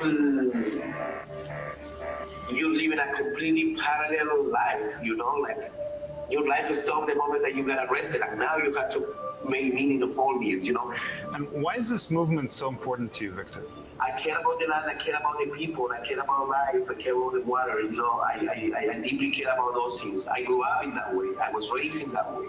So what do you think it does to a movement when the state labels it as a violent extremist organization and then charges its participants, like you, with domestic terrorism? You know, you don't believe it first, you know, and then you realize, yeah, actually they're like passing these kind of laws, you know, to target certain groups of people. What's happening here in Georgia, in Atlanta, it will have a repercussion all over the country.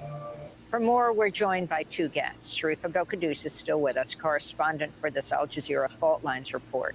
And Kamau Franklin is joining us, founder of the organization Community Movement Builders, who's been part of the now 2-year movement to stop Cop City. We welcome you both back to Democracy Now! Kamau, for the latest news of this week, over 60 people in court, many of them charged with domestic terrorism. Can you talk about the significance of what this means? As we heard this woman say, domestic terrorism, and how it affects their whole lives. Yes, thanks for having me. I mean, this issue goes to the heart of the militarization of the police and the criminalization of movements. What we're witnessing in Atlanta is a rebirth of the COINTELPRO movement to stamp out organizers and activists, to scare people into not speaking up and participating in movements. You have people who came to Atlanta who previously were not involved in any Cop City activity, but who happened to get rounded up by police.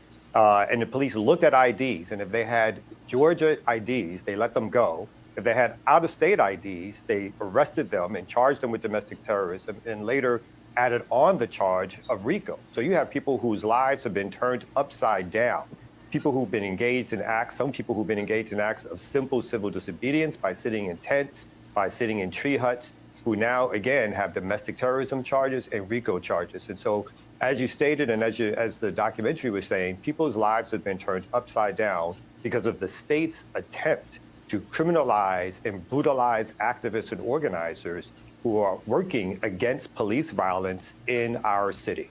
Can you talk about the range of opposition? I mean, it's not just one group. It's people who are deeply concerned about police brutality. It's also religious leaders, indigenous leaders. Talk about the area where it's being built. Yeah, one of the things about this movement has been, since the very beginning, it's been vast in its outreach. Everything from community organizers like myself, environmentalists, religious leaders, voting rights activists, yes, including anarchists, other people who are community members who've been engaged in this because they see two things happening. One is what we spoke about a couple of seconds ago, is the continued over-policing of Black and brown communities that will be happening if Cop City is built. Two is the attack against movements, which is the very reason why this vast militarized facility is even being proposed. And then 3 is the environmental degradation of the Walani Forest, which is going to be ripped apart. Over 300 acres have been rented at $10 a year. 90 acres have already been cut down.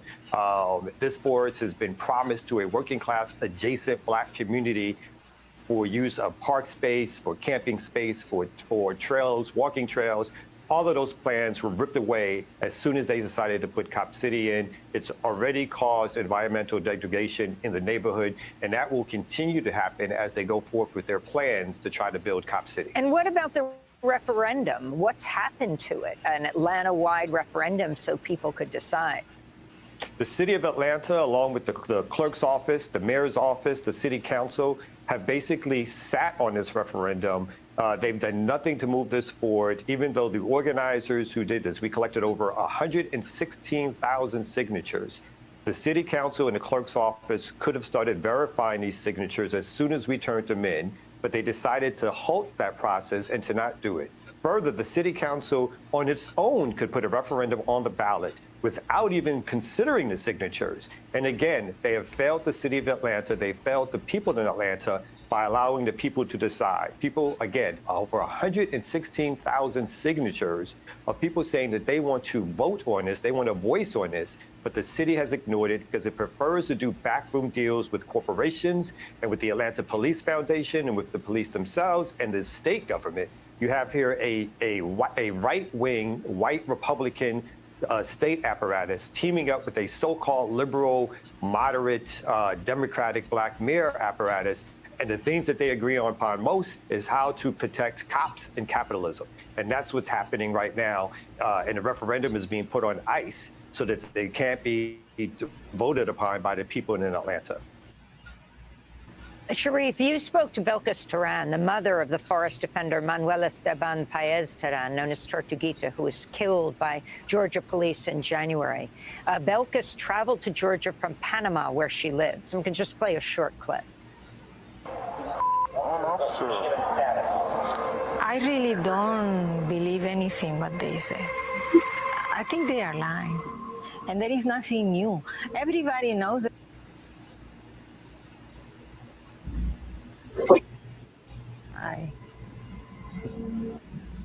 The county medical examiner didn't find any gunshot residue in Gita's hands. And an independent autopsy suggests that Tortuguita was shot while seated with hands raised. Manuel really was pacifist. He disliked the police very much, but not to kill anybody or to try to kill anybody. Manuel's life and message is to save the world, to save the green areas, to take care of the oceans. Sharif, one of the first people we hear in your Fault Lines documentary, Now You're a Terrorist, is the mother of Tortuguita, Belkis Teran. Your overall take from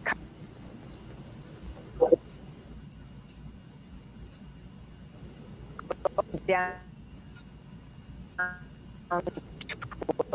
and seeing what people were confronting here and now what they're being charged with. I mean, that's not to say Tortuguita, who was killed. Right. Well, I think what's important to note about the movement to stop Cop City and defend the Atlanta forest is its resilience. It's brought together, as you mentioned, abolitionists, environmentalists, indigenous rights leaders, religious leaders, a multifaceted resistance movement against this massive planned police training center.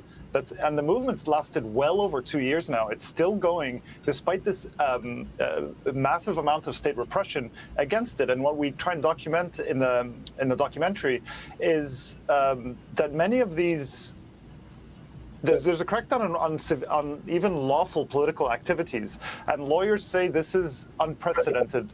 That it's basically criminalizing political association. The indictment, where 61 people are charged in this wide-ranging record.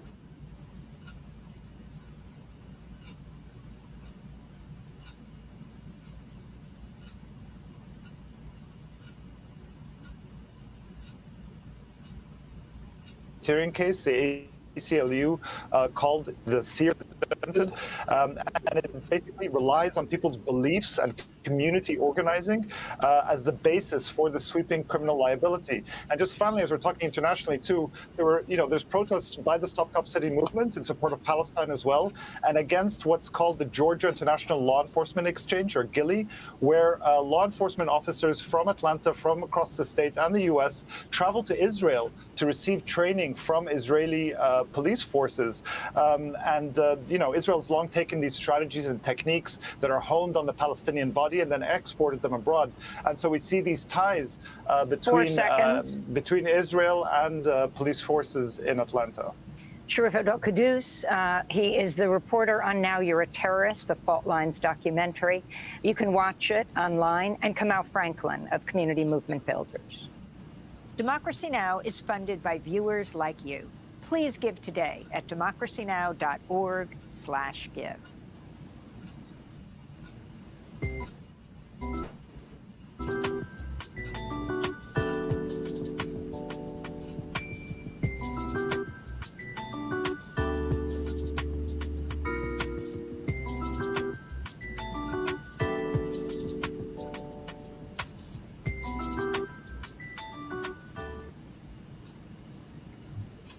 Ladies and gentlemen, I think some people need to admit they should not drink, they should not be drug addicts. They need to put stuff down, because when your whole personality and demeanor changes when you have a drink, then it is time to admit you got a problem and get some help. So this story that I'm about to go into is a Georgia lawmaker. And she just got relieved of her vice chair position that she had. And she's upset and she's suing.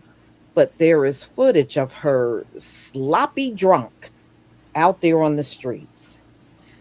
In fact, she passed out on the sidewalk, as you can see in the still shots there. So a Georgia lawmaker found allegedly passed out on the streets is suing the county for booting her as vice chair. Well, that's embarrassing. You do represent the people when you are a politician. At least you're supposed to. But in America, politicians really don't do that. They don't represent the people at all. So a former Georgia lawmaker is planning to sue Clayton County for booting her from her vice chair position after she was filmed screaming at medics who allegedly found her passed out drunk outside of a sports bar. Felicia Franklin announced that she is filing the suit after county officials voted unanimously to dismiss her from her position as a Board of Commissioners vice chair over the September altercation, which was recorded on police-worn body cam, according to the... Wow. Let me just show you the video, y'all. Let me just show you the video.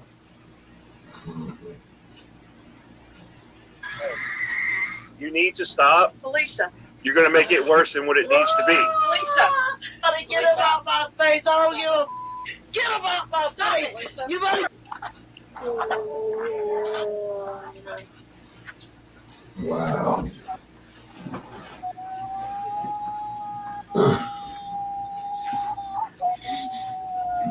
Get him out my face. You better get him out my face. Ma'am, you're about to go to jail. I don't give a... Get him out my face. You get him out my face. Oh boy, ladies and gentlemen, I grew up in a city.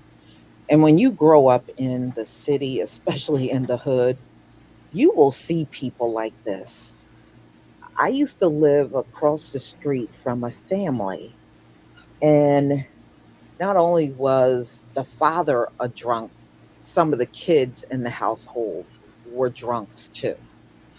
And this family used to get pissy drunk and come out on the streets and get into big brawls on the street, drunk. And I remember we always knew when this man had his payday. He would come stumbling up the street drunk, and we knew, okay, he got paid today. His wife used to be, oh man, we used to call her Miss Doris.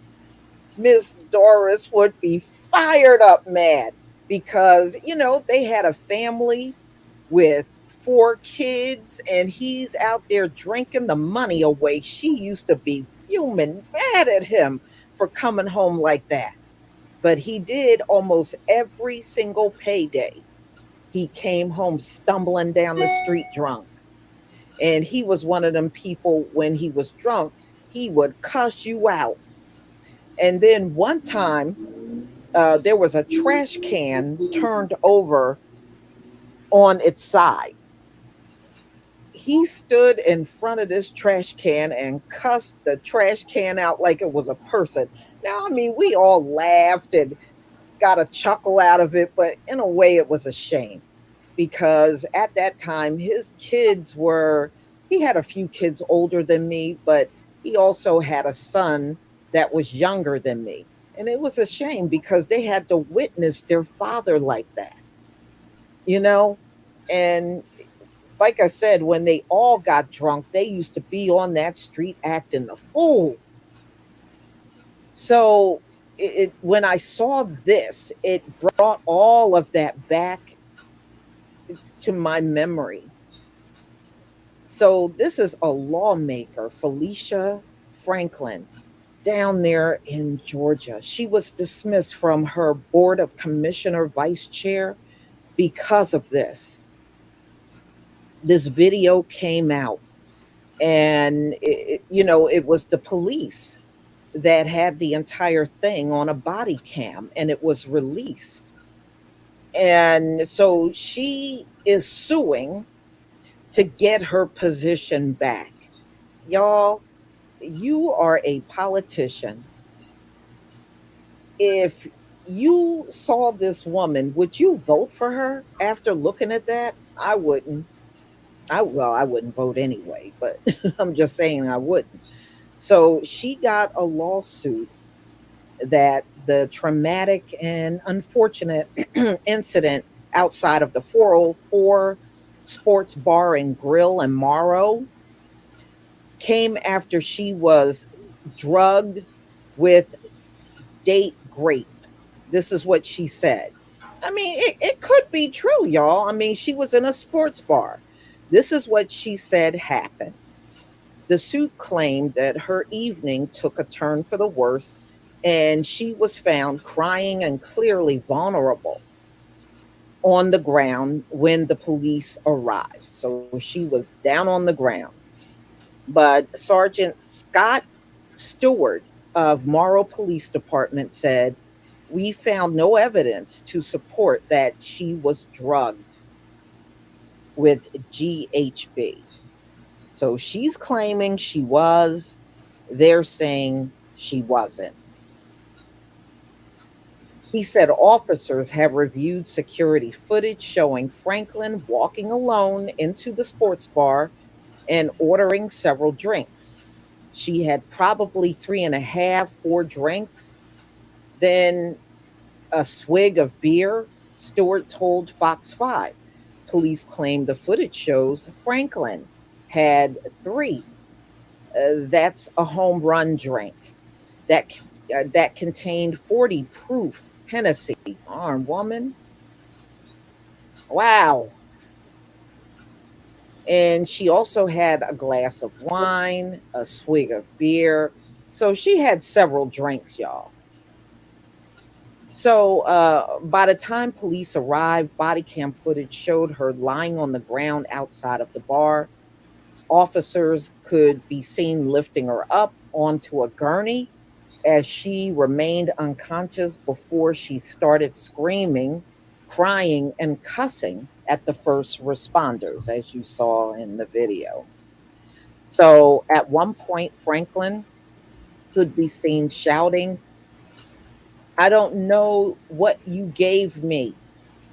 She could also be seen hitting an EMT in the ambulance and repeatedly yelling at him to get the F out of her face. When the officer told her, ma'am, you're about to go to jail, she said, I don't give an F. Getting him out of my face. Get him out of my face. Get him out of my face. So she also cried, don't leave me. Don't leave me, as she was transported to a local hospital where she was transferred to a bed and became even more agitated, calling out for her mother. In the aftermath, another video of Franklin being questioned by police shows cops confronting her with receipts proving that she had more drinks than she initially claimed. I didn't have 5 drinks. I had 5 drinks. I don't remember having 5 drinks. Oh my goodness. She said in response, claiming the other drinks listed were for other people. Okay, so I'd like to know what other people, because they said they got the video of her walking in there alone and walking out of there alone. So what other people? Investigators said they could not find any evidence of anyone tampering with her drinks, and claimed a toxicology report found cannabis also in her system. She refused a blood test, but she did have a urinalysis, and wow, she tested positive for cannabis. Wow. So they said the news spread like wildfire about Franklin on October 1st. She claimed she was drugged at the bar, and they're saying no. You know, they watched the video inside the bar. They did not see anybody tampering with her drink.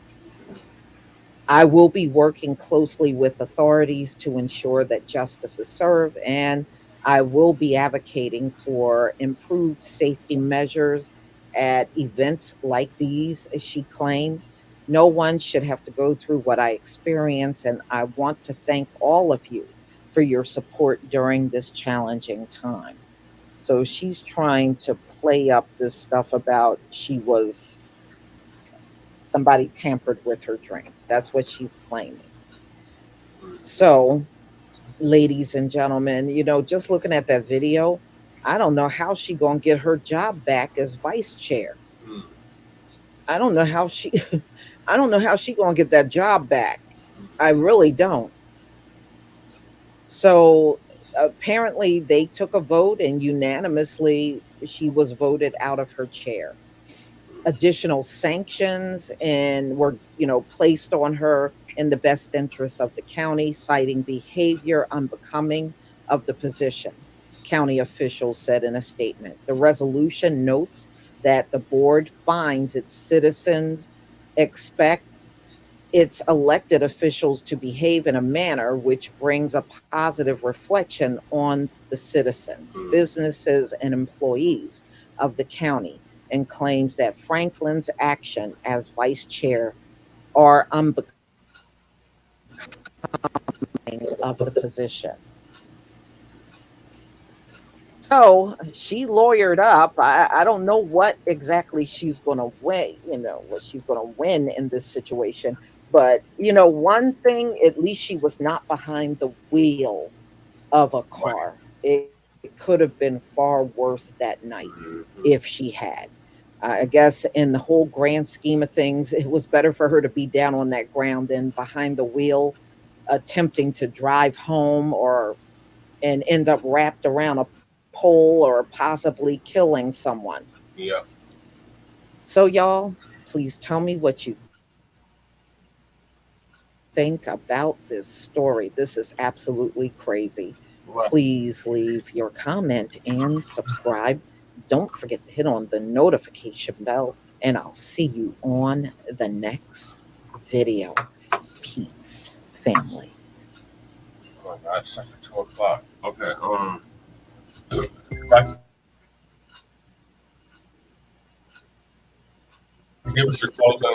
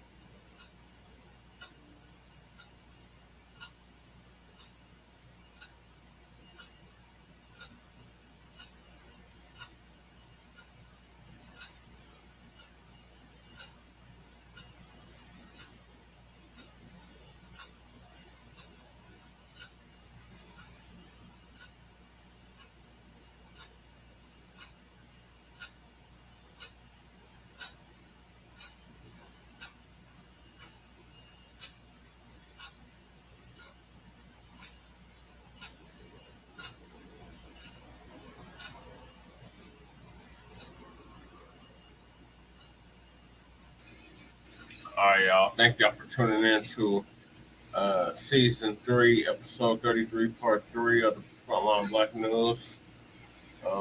We'll be back Saturday for a brand new episode. And then make sure y'all check us out. Today it is now for Shabaka's Black Experience Enhanced. That number is scrolling at the bottom of the screen.